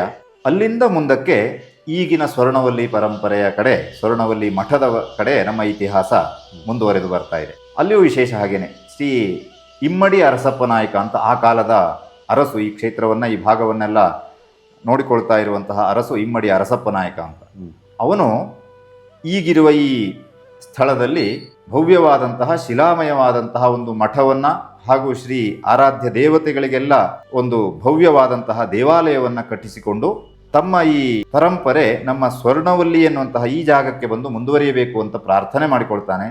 ಗಮನಿಸಬೇಕಾದದ್ದು ಅಂದರೆ ಸ್ವರ್ಣವಲ್ಲಿ ಎನ್ನುವಂತಹ ನಾಮಕರಣವನ್ನು ಕೂಡ ಆತನೇ ಮಾಡೋದು. ಅದಕ್ಕೂ ಮೊದಲು ಈ ಸ್ಥಳಕ್ಕೆ ಬೂಸೂರು ಅಂತಲೂ ಹೊನ್ನಳ್ಳಿ ಅಂತಲೂ ಹೀಗೆ ಒಂದು ಹೆಸರಿತ್ತು. ಈಗಲೂ ನಮ್ಮ ಹಿಂದಿನವರೆಲ್ಲ ಹೊನ್ನಳ್ಳಿ ಮಠ ಅಂತಲೇ ನೆನಪಿಸಿಕೊಳ್ತಾರೆ. ಅದಾದ ಮೇಲೆ ಸ್ವರ್ಣವಲ್ಲಿ ಮಠ ಅಂತ ಒಂದು ನಾಮಕರಣವನ್ನು ಮಾಡಿ ಭವ್ಯವಾದಂತಹ ಮಠವನ್ನು ಸುಮಾರು 450 ವರ್ಷಗಳ ಹಿಂದೆಯೇ ಇಲ್ಲಿ ಆತ ಅರಸಪ್ಪ ನಾಯಕ ಸ್ಥಾಪನೆ ಮಾಡಿ ಯತಿ ಪರಂಪರೆಯನ್ನು ಇಲ್ಲಿಗೆ ಕರೆಸಿಕೊಂಡಿದ್ದಾನೆ. ಇನ್ನು ಅನೇಕ ಮಧ್ಯದಲ್ಲಿ ಭವ್ಯವಾದಂತಹ ದಿವ್ಯವಾದಂತಹ ಸಂಗತಿಗಳೆಲ್ಲ ಇವೆ ನಾವು ನೆನಪಿಸ್ಕೊಳ್ಳೋದಾದರೆ. ಅದರಲ್ಲಿ ಅತ್ಯಂತ ವಿಶೇಷ ಅಂತ ಒಂದು ಸಂಗತಿಯನ್ನು ನೆನಪಿಸ್ಕೊಳ್ಳೋದಾದರೆ, ಈ ಪರಂಪರೆಯ 38ನೇ ಯತಿಗಳು ಶ್ರೀ ಬೃಹತ್ ಗಂಗಾಧರೇಂದ್ರ ಸರಸ್ವತಿ ಯತಿಗಳು ಅಂತ. ಅವರ ಹೆಸರಿನಲ್ಲಿ ಬೃಹತ್ ಅಂತ ಒಂದು ವಿಶೇಷಣ ಸೇರಿಕೊಂಡಿದೆ. ಅದಕ್ಕೂ ಒಂದು ಸಂಗತಿ ಇದೆ ಅಂತೆ. ಅಂದರೆ ಹಿಂದೊಮ್ಮೆ, ಅಂದರೆ ಈ ಪರಂಪರೆಯಲ್ಲಿ ಎಂತೆಂತಹ ಶ್ರೇಷ್ಠ ಜ್ಞಾನಿಗಳು ಪಂಡಿತರು ಯತಿಗಳಾಗಿ ಹೋಗಿದ್ದಾರೆ ಎನ್ನುವುದಕ್ಕದೊಂದು ನೆನಪಿಸಿಕೊಳ್ಬೇಕಾದಂತಹ ಸಂಗತಿ. ಕಾಶಿ ಕ್ಷೇತ್ರದಲ್ಲಿ ಹೀಗೆ ಅನೇಕ ಯತಿಗಳು, ವಿದ್ವಾಂಸರು, ಪಂಡಿತರು ಎಲ್ಲ ಸೇರಿ ವೇದಾಂತ ವಾಕ್ಯಾರ್ಥ ವಿಚಾರವನ್ನು ಮಾಡ್ತಾ ಇರುವಂತಹ ಸಂದರ್ಭದಲ್ಲಿ ಒಂದು ನಿರ್ದಿಷ್ಟವಾದಂತಹ ತತ್ವದ ವಿಷಯದಲ್ಲಿ ಭಿನ್ನಾಭಿಪ್ರಾಯ ಬಂತಂತೆ. ನಾವೆಲ್ಲ ಈಗ ಪಂಡಿತರೆಲ್ಲ ವಾದ ವಿವಾದವನ್ನು ಮಾಡೋದು ಕೇಳ್ತೇವೆ. ಹಾಗೆ ಆ ಕಾಲದಲ್ಲಿ ಅನೇಕ ಪಾಂಡಿತ್ಯವನ್ನು ಹೊಂದಿದಂತಹ ಯತಿಗಳು ಹಾಗೂ ಇನ್ನಿತರ ವಿದ್ವಾಂಸರು ಸೇರಿ ಒಂದು ಸಭೆಯಲ್ಲಿ ವೇದಾಂತ ತತ್ವವನ್ನು ವಿಚಾರ ಮಾಡ್ತಾ ಇರುವಂತಹ ಸಂದರ್ಭದಲ್ಲಿ ಭಿನ್ನಾಭಿಪ್ರಾಯ ಬಂತು. ಯಾರೋ ಒಬ್ಬರು ನಿಜವಾದ ತತ್ವಕ್ಕೆ ವಿರುದ್ಧವಾಗಿ ತಮ್ಮ ಅಭಿಪ್ರಾಯವನ್ನು ಮಂಡಿಸಿದಂತಹ ಒಂದು ಸಂದರ್ಭ. ಆವಾಗ ವಸ್ತುತಃ ಶ್ರೀ ಶಂಕರ ಭಗವತ್ಪಾದರು ಪ್ರತಿಪಾದಿಸಿದಂತಹ ಅದ್ವೈತ ತತ್ವವನ್ನು ಆ ಸಭೆಯಲ್ಲಿ ಮಂಡಿಸಿ ಅದನ್ನು ಪ್ರತಿಷ್ಠಾಪನೆ ಮಾಡುವಂತಹ ಒಂದು ಸವಾಲು ಎದುರಾಯಿತು. ಆವಾಗ ನಾವು ಇಂದಿಗೂ ಬಹಳ ಧನ್ಯತೆಯಿಂದ, ಹೆಮ್ಮೆಯಿಂದ ಸ್ಮರಿಸಿಕೊಳ್ಳುವ ಸಂಗತಿ ಅದು. ಶ್ರೀ ಗಂಗಾಧರೇಂದ್ರ ಸರಸ್ವತಿ ಮಹಾಸ್ವಾಮಿಗಳವರು, ಈ ಪರಂಪರೆಯ 38ನೇ ಯತಿಗಳು, ಅವರು ಸ್ವರಾಜ್ಯ ಸಿದ್ಧಿ ಎನ್ನುವಂತಹ ಒಂದು ಅತ್ಯಂತ ಶ್ರೇಷ್ಠವಾದಂತಹ ಅದ್ವೈತ ವೇದಾಂತ ಸಿದ್ಧಾಂತವನ್ನು ಪ್ರತಿಪಾದಿಸುವಂತಹ ಒಂದು ಗ್ರಂಥವನ್ನ ರಚನೆ ಮಾಡಿ ತಾವು ಸ್ವತಃ, ಅದು ಶ್ಲೋಕ ರೂಪದಲ್ಲಿದೆ, ಅದಕ್ಕೆ ತಾವೇ ಸ್ವತಃ ಒಂದು ವ್ಯಾಖ್ಯಾನವನ್ನು ಕೂಡ, ಸಂಸ್ಕೃತ ಅದ್ಭುತವಾದ ವ್ಯಾಖ್ಯಾನವನ್ನು ರಚಿಸಿದ್ದಾರೆ. ಆ ಗ್ರಂಥ ಇವತ್ತು ಇಡೀ ನಾಡಿನಾದ್ಯಂತ, ರಾಷ್ಟ್ರಾದ್ಯಂತ ಪ್ರಸಿದ್ಧಿಯಲ್ಲಿದೆ. ಉತ್ತರ ಭಾರತದ ಭಾಗದಲ್ಲಿ ಅದು ಅಧ್ಯಯನಕ್ಕೆ ಕೂಡ ಅನೇಕ ಶಾಲೆಗಳಲ್ಲಿ, ಕಾಲೇಜುಗಳಲ್ಲಿ ಅದು ಅಧ್ಯಯನಕ್ಕೆ ಕೂಡ ಸಿಲೆಬಸ್ಗೆ ಇದೆ. ಅಷ್ಟು ಅದ್ಭುತವಾದಂತಹ ಅದ್ವೈತ ವೇದಾಂತ ತತ್ವ ಪ್ರತಿಪಾದಕ ಗ್ರಂಥವನ್ನ ಮಂಡಿಸುವ ಮೂಲಕ ಇಡೀ ಆ ಸೇರಿದ ಸಭೆಯಲ್ಲಿ ಎಲ್ಲರೂ ತಲೆಬಾಗುವಂತೆ ಶಂಕರರ ತತ್ವವನ್ನ, ಅದ್ವೈತ ವೇದಾಂತ ತತ್ವವನ್ನ ಆ ಗ್ರಂಥದ ಮಂಡನೆಯ ಮೂಲಕ ಪ್ರತಿಪಾದಿಸಿದರು ಅಂತ ಕೇಳಿ ಬರ್ತದೆ. ಅಲ್ಲಿಗೆ ಆ ಇಡೀ ಸಭೆಯೇ, ಎಲ್ಲ ಯತಿ ಸಮೂಹ, ಅಲ್ಲಿರುವ ಸೇರಿರುವ ಎಲ್ಲ ಪಂಡಿತ ವರೇಣ್ಯರೆಲ್ಲರೂ ಈ ಗಂಗಾಧರೇಂದ್ರ ಸರಸ್ವತಿ ಮಹಾಸ್ವಾಮಿಗಳವರ ಶ್ರೇಷ್ಠತೆಗೆ ತಾವು ತಲೆಬಾಗಿ ಕೊಟ್ಟಂತಹ ಬಿರುದು ಬೃಹತ್ ಗಂಗಾಧರೇಂದ್ರ ಸರಸ್ವತಿಗಳು. ಅವರ ಸಹಜವಾದ ನಾಮ ಗಂಗಾಧರೇಂದ್ರ ಸರಸ್ವತಿ ಎನ್ನುವುದೇ ಆದರೂ ಬೃಹತ್ ಗಂಗಾಧರೇಂದ್ರ, ಆ ಬೃಹತ್ ಎನ್ನುವಂತಹ ದೊಡ್ಡದು, ಶ್ರೇಷ್ಠ ಎನ್ನುವಂತಹ ಅರ್ಥದಲ್ಲಿ ಒಂದು ಬಿರುದನ್ನು ಕೊಟ್ಟು ಇಡೀ ಆ ವಿದ್ವತ್ ಸಮೂಹ, ಯತಿ ಸಮೂಹ ಇವರಿಗೆ ಮನ್ನಣೆಯನ್ನು ಕೊಡ್ತು ಅನ್ನುವಂತಹ ಒಂದು ಅದ್ಭುತವಾದಂತಹ ಸಂಗತಿಯನ್ನು ನಮ್ಮ ಇತಿಹಾಸ ತೆರೆದಿಡುತ್ತದೆ. ಇನ್ನೊಂದು ಅಷ್ಟೇ ರೋಮಾಂಚನಕರವಾದಂತಹ ಸಂಗತಿ ಅಂದರೆ, ಅವರ ಶಿಷ್ಯರು, ಬೃಹತ್ ಗಂಗಾಧರೇಂದ್ರರ ಬಗ್ಗೆನೇ ಒಂದು ಹೇಳುವಷ್ಟು ಸಾಕಷ್ಟು ವಿಷಯಗಳಿದ್ದಾವೆ. ಇನ್ನು ಅನೇಕ ಶಾಸ್ತ್ರ ಗ್ರಂಥಗಳನ್ನು ಬರೆದಿದ್ದಾರೆ ಅವರು. ತುಂಬ ವಿವಿಧ ಶಾಸ್ತ್ರಗಳಲ್ಲಿ ಪಾಂಡಿತ್ಯವನ್ನು ಹೊಂದಿದಂತಹ ಅದ್ಭುತವಾದಂತಹ ಚೇತನ ಶ್ರೀ ಬೃಹತ್ ಗಂಗಾಧರೇಂದ್ರ ಸರಸ್ವತಿಗಳು. ಅಷ್ಟೇ ವಿಶೇಷ ಸಂಗತಿ ಅಂದರೆ ಅವರ ಶಿಷ್ಯರು ಶ್ರೀ ಆನಂದ ಬೋಧೇಂದ್ರ ಸರಸ್ವತಿ ಮಹಾಸ್ವಾಮಿಗಳವರು. ನಾವು ಈ ಔಚಿತ್ಯವನ್ನು ನೆನಪಿಸಿಕೊಳ್ಳುವಾಗ ತುಂಬ ಸಂತೋಷ ಆಗ್ತದೆ. ಯಾಕೆಂದರೆ ಅಂತಹ ಒಂದು ಬೃಹತ್ ಗಂಗಾಧರೇಂದ್ರ ಸರಸ್ವತಿ ಮಹಾಸ್ವಾಮಿಗಳವರದ್ದೇ ಇನ್ನೊಂದು ಅವತಾರವೋ ಎನ್ನುವ ಹಾಗೆ ನಮಗೆ ಇವತ್ತು ನಮ್ಮೆಲ್ಲರ ಪೂಜ್ಯರಾಗಿ ಶ್ರೀ ಗಂಗಾಧರೇಂದ್ರ ಸರಸ್ವತಿ ಮಹಾಸ್ವಾಮಿಗಳವರು ನಮ್ಮ ಕಣ್ಣು ಮುಂದೆ ನಮ್ಮ ದರ್ಶನ ಭಾಗ್ಯಕ್ಕೆ ಅವಕಾಶವನ್ನು ಕೊಟ್ಟಿದ್ದಾರೆ. ಎಲ್ಲಕ್ಕಿಂತ ಮುಖ್ಯ ಅವರ ಶಿಷ್ಯರಾಗಿ ಬಂದವರು ಈಗ ಆನಂದ ಬೋಧೇಂದ್ರ ಸರಸ್ವತಿ ಮಹಾಸ್ವಾಮಿಗಳವರು. ಯಾವ ಬೃಹತ್ ಗಂಗಾಧರೇಂದ್ರ ಸರಸ್ವತಿ ಮಹಾಸ್ವಾಮಿಗಳವರ ಶಿಷ್ಯರು ಆನಂದ ಬೋಧೇಂದ್ರ ಸರಸ್ವತಿಗಳಿದ್ದರೋ, ಇನ್ನೊಂದು ಅಂದರೆ ಯೋಗ ವಾಸಿಷ್ಠ ಎನ್ನುವಂತಹ ಒಂದು ಅತ್ಯಂತ ಮೌಲಿಕ ಗ್ರಂಥಕ್ಕೆ ಅದೇ ಆ ಬೃಹತ್ ಗಂಗಾಧರೇಂದ್ರರ ಶಿಷ್ಯರಾದ ಆನಂದ ಬೋಧೇಂದ್ರ ಸರಸ್ವತಿ ಮಹಾಸ್ವಾಮಿಗಳವರು ಶ್ರೇಷ್ಠವಾದಂತಹ ವ್ಯಾಖ್ಯಾನವನ್ನು, ಸಂಸ್ಕೃತ ವ್ಯಾಖ್ಯಾನವನ್ನು ಬರೆದಿದ್ದಾರೆ. ಅದನ್ನು ಆಧರಿಸಿಯೇ ಇಂದಿನ ಈ ಗಂಗಾಧರೇಂದ್ರ ಸರಸ್ವತಿ ಮಹಾಸ್ವಾಮಿಗಳವರು ನಮ್ಮ ಕನ್ನಡ ನಾಡಿನ ಜನತೆಗೆ ಯೋಗ ವಾಸಿಷ್ಠವನ್ನ ಆ ವ್ಯಾಖ್ಯಾನವನ್ನು ಆಧರಿಸಿ ಕನ್ನಡದ ವಿವರಣೆಯೊಂದಿಗೆ ಕೊಡ್ತಾ ಇದ್ದಾರೆ. ಇದನ್ನು ನಾವು ಹೆಮ್ಮೆಯ ಸಂಗತಿ, ನೆನಪಿಸಿಕೊಳ್ಬೇಕಾದಂತಹದ್ದು. 38ನೆಯ ಸ್ವಾಮಿಗಳು ಬೃಹತ್ ಗಂಗಾಧರೇಂದ್ರ ಸರಸ್ವತಿ ಮಹಾಸ್ವಾಮಿಗಳು. ಹೀಗೆಯೇ ಯತಿ ಪರಂಪರೆ ಮುಂದುವರಿತಾ ಬಂದು 53ನೆಯ ಸ್ವಾಮಿಗಳಾಗಿ ಶ್ರೀ ಮಹಾಸ್ವಾಮಿಗಳಾಗಿ ಪೀಠವನ್ನು ಅಲಂಕರಿಸಿದವರು ಶ್ರೀ ಸರ್ವಜ್ಞೇಂದ್ರ ಸರಸ್ವತಿ ಮಹಾಸ್ವಾಮಿಗಳವರು. ಅವರಿಗಿಂತ ಹಿಂದಿನವರು ಮತ್ತೆ ಗಂಗಾಧರೇಂದ್ರ ಸರಸ್ವತಿ ಮಹಾಸ್ವಾಮಿಗಳವರೇ ಆಗಿದ್ದರು. ಅವರ ಬಗ್ಗೆ ಒಂದು ಮಾತನ್ನು ಹೇಳೋದಾದರೆ, ಇವತ್ತಿಗೆ ನಾವು ಶ್ರೀ ಸ್ವರ್ಣವಲ್ಲಿ ಮಠದ ಒಂದು ಆಡಳಿತ ವ್ಯವಸ್ಥೆಯನ್ನು ಏನು ಕಾಣ್ತಾ ಇದ್ದೇವೋ, ಅತ್ಯಂತ ವ್ಯವಸ್ಥಿತವಾದಂತಹ ಆಡಳಿತ ವ್ಯವಸ್ಥೆ, ಈ ಆಡಳಿತ ಸಂವಿಧಾನದ ಶಿಲ್ಪಿ ಅಂತ ಹೇಳ್ಬೋದು ಅವರನ್ನು. ಆ 52ನೆಯ ಶ್ರೀ ಗಂಗಾಧರೇಂದ್ರ ಸರಸ್ವತಿ ಮಹಾಸ್ವಾಮಿಗಳವರು ಮಠ ಮತ್ತು ಸಮಾಜ ಶಿಷ್ಯ ಪರಂಪರೆಯ ನಡುವೆ ಯಾವ ಒಂದು ವ್ಯವಸ್ಥೆ ಇದ್ದರೆ ಈ ಎರಡೂ ಸರಿಯಾದ ಮಾರ್ಗದಲ್ಲಿ ಹೋಗ್ತದೆ ಎನ್ನುವಂತಹ ಒಂದು ಅದ್ಭುತ ಚಿಂತನೆಯೊಂದಿಗೆ ಒಂದು ಆಡಳಿತ ವ್ಯವಸ್ಥೆಯನ್ನು ಕಲ್ಪಿಸಿದವರು ಅವರು ಅಂತ ಇತಿಹಾಸ ನಮಗೆ ತಿಳಿಸ್ಕೊಡ್ತದೆ. ಅದು ಈಗ ಸಾಕಷ್ಟು ಬೆಳವಣಿಗೆಯ ಹಂತದಲ್ಲಿ ಮುಂದೆ ಬಂದು ಈಗಿನ ಪೀಠಾಧಿಪತಿಗಳ ಕಾಲದಲ್ಲಿ ಇನ್ನಷ್ಟು ಅದು ವ್ಯವಸ್ಥಿತವಾಗಿ ಸಮರ್ಪಕವಾಗಿ ಈಗಿನ ಕಾಲಕ್ಕೆ ಉಚಿತವಾಗುವಂತೆ ಮುನ್ನಡೆದುಕೊಂಡು ಬರ್ತಾ ಇದೆ. ಆ ವಿಷಯ ಪ್ರತ್ಯೇಕ. ಅವರ ನಂತರ ಶ್ರೀ ಸರ್ವಜ್ಞೇಂದ್ರ ಸರಸ್ವತಿ ಮಹಾಸ್ವಾಮಿಗಳವರು 53ನೆಯ ಯತಿವರೇಣ್ಯರಾಗಿ ಈ ಪೀಠವನ್ನು ಅಲಂಕರಿಸಿದರು. ಅವರು ವಿಶೇಷವಾಗಿ ಶ್ರೀಚಕ್ರೋಪಾಸಕರಾಗಿ ಶ್ರೀ ಲಲಿತಾಚರಣದಾಸ ಎನ್ನುವಂತಹ ಬಿರುದಿಗೆ ಪಾತ್ರರಾದವರು. ಅಲ್ಲದೆ ಶ್ರೀ ದೇವರೊಡನೆ ಸಾಕ್ಷಾತ್ ಸಂಭಾಷಣೆಯನ್ನು ನಡೆಸುವ ಮಟ್ಟಿಗೆ ಅವರು ತಮ್ಮ ಅಂತಃಸತ್ವವನ್ನು ಬೆಳೆಸಿಕೊಂಡಿದ್ರು ಅನ್ನುವಂತಹದ್ದನ್ನು ಅನೇಕ ಪ್ರತ್ಯಕ್ಷದರ್ಶಿಗಳು ಹೇಳ್ತಾರೆ. ಅವರ ಆಶೀರ್ವಾದವನ್ನು ಪಡೆದು ಜೀವನವನ್ನು ಧನ್ಯವನ್ನಾಗಿಸಿಕೊಂಡ ಅನೇಕ ಶಿಷ್ಯರು ಇಂದಿಗೂ ನಮಗೆ ಅಲ್ಲಿ ಇಲ್ಲಿ ಸಿಗ್ತಾರೆ. ಅದೆಷ್ಟೋ ಕುಟುಂಬಗಳನ್ನು ಉದ್ಧರಿಸಿದಂತಹ ಮಹಾತ್ಮರು, ತಪಸ್ವಿಗಳು, ಅವರ ಬಗ್ಗೆ ಹೇಳುವಂತಹ ಸಾಕಷ್ಟು ವಿಷಯಗಳಿದ್ದಾವೆ. ಇರಲಿ, ಅಲ್ಲಿಂದ ಮುಂದಕ್ಕೆ ಈ ಪೀಠವನ್ನು ಅಲಂಕರಿಸಿದಂಥವರು ಪ್ರಸ್ತುತ ಶ್ರೀ ಶ್ರೀಮದ್ ಗಂಗಾಧರೇಂದ್ರ ಸರಸ್ವತಿ ಮಹಾಸ್ವಾಮಿಗಳವರು. 1991ನೆಯ ಇಸ್ವಿ ಫೆಬ್ರವರಿ 2ನೇ ತಾರೀಕಿನಂದು ಅನೇಕ ಎಷ್ಟೋ ಸಹಸ್ರ ಸಂಖ್ಯೆಯ ಶಿಷ್ಯ ಭಕ್ತರ ಸಮ್ಮುಖದಲ್ಲಿ ಶ್ರೀಮದ್ ಗಂಗಾಧರೇಂದ್ರ ಸರಸ್ವತಿ ಮಹಾಸ್ವಾಮಿಗಳವರ ಪೀಠಾರೋಹಣ ನಡೀತದೆ. ಕಂಚಿ ಜಗದ್ಗುರುಗಳಾದಂತಹ ಶ್ರೀ ಜಯೇಂದ್ರ ಸರಸ್ವತಿ ಮಹಾಸ್ವಾಮಿಗಳವರೇ ಸಾಕ್ಷಾತ್ ಇಲ್ಲಿಗೆ ಬಂದು ಶ್ರೀ ಗಂಗಾಧರೇಂದ್ರ ಸರಸ್ವತಿ ಮಹಾಸ್ವಾಮಿಗಳವರಿಗೆ ದೀಕ್ಷಾ ವಿಧಾನವನ್ನು ನೆರವೇರಿಸ್ತಾರೆ. ಶ್ರೀ ಗಂಗಾಧರೇಂದ್ರ ಸರಸ್ವತಿ ಮಹಾಸ್ವಾಮಿಗಳವರ ಶಿಷ್ಯರಾಗಿ ಇತ್ತೀಚೆಗಷ್ಟೇ 2024ನೆಯ ಇಸ್ವಿ ಅದೇ ಫೆಬ್ರವರಿ ತಿಂಗಳದ 22ನೆಯ ತಾರೀಕಿನಂದು ಶಿಷ್ಯ ಸ್ವೀಕಾರ ಸಮಾರಂಭ ಅತ್ಯಂತ ವೈಭವೋಪೇತವಾಗಿ ನೆರೆದಿದ್ದಕ್ಕೆ ನಾವು ನೀವೆಲ್ಲ ಸಾಕ್ಷಿಯಾಗಿದ್ದೇವೆ. ಶ್ರೀಮದ್ ಆನಂದ ಬೋಧೇಂದ್ರ ಸರಸ್ವತಿ ಎಂಬುದಂತಹ ಒಂದು ಯೋಗಪಟ್ಟ ನಾಮವನ್ನಿತ್ತು ಶಿಷ್ಯ ಸ್ವೀಕಾರವನ್ನು ಮಾಡಿದರು. ಆನಂದ ಬೋಧೇಂದ್ರ ಸರಸ್ವತಿ, ಆನಂದ ಬೋಧೇಂದ್ರ ಸರಸ್ವತಿ, ಆನಂದ ಬೋಧೇಂದ್ರ ಸರಸ್ವತಿ. ಈ ಪರಂಪರೆಯ 55ನೆಯ ಜ್ಞಾನ ಜ್ಯೋತಿ ಅಂತ ನಾವು ಅದನ್ನು ಗುರುತಿಸ್ತೇವೆ. ಹೀಗೆ ಶ್ರೀ ಶಂಕರಾಚಾರ್ಯರಿಂದ ಪ್ರಾರಂಭವಾಗಿ ಕಾಶಿ ಕ್ಷೇತ್ರದಿಂದ ಹರಿದಂತಹ ಸ್ವರ್ಣ ಗಂಗೆ ಪ್ರವಾಹ ಇಲ್ಲಿವರೆಗೆ ಬಂದು ಹೀಗೇನೆ ಭಕ್ತರನ್ನು ಪಾವನಗೊಳಿಸ್ತಾ ಈ ಶಿಷ್ಯ ಪರಂಪರೆಯ ಒಂದು ಶ್ರದ್ಧಾ ಕೇಂದ್ರವಾಗಿ ಮುಂದುವರೆದುಕೊಂಡು ಬಂದಿದೆ. ಸ್ವರ್ಣವಲ್ಲಿ ಪರಂಪರೆಯ ಭವ್ಯತೆ, ದಿವ್ಯತೆ, ಶ್ರೇಷ್ಠತೆ ಇದನ್ನು ನಾವು ಎಷ್ಟು ಸ್ಮರಿಸಿಕೊಂಡ್ರೂ ಅದು ಕಡಿಮೆಯೇ. ಶಿಷ್ಯರ ಪಾಲಿಗೆ ಇದೊಂದು ಸೌಭಾಗ್ಯದ ವಿಷಯ ಅಂತ ಅಷ್ಟು ನಾವು ಇದನ್ನು ನೆನಪಿಸಿಕೊಳ್ಬಹುದು. ಆಮೇಲೆ ಮಹಾಬಲೇಶ್ವರ ಭಟ್ರೆ, ನೀವು ಕೂಡ ಒಂದು ಮಠದ ಅಂಗಸಂಸ್ಥೆಯಾದ ಶ್ರೀ ರಾಜರಾಜೇಶ್ವರಿ ಇನ್ನು ಸಂಸ್ಕೃತ ಮಹಾವಿದ್ಯಾಲಯದ ಒಂದು ಅದ್ವೈತ ಸಿದ್ಧಾಂತದ ಒಂದು ಪ್ರಾಧ್ಯಾಪಕರಾಗಿ ಇಲ್ಲಿ ಕಾರ್ಯನಿರ್ವಹಿಸ್ತಾ ಇದ್ದೀರಾ.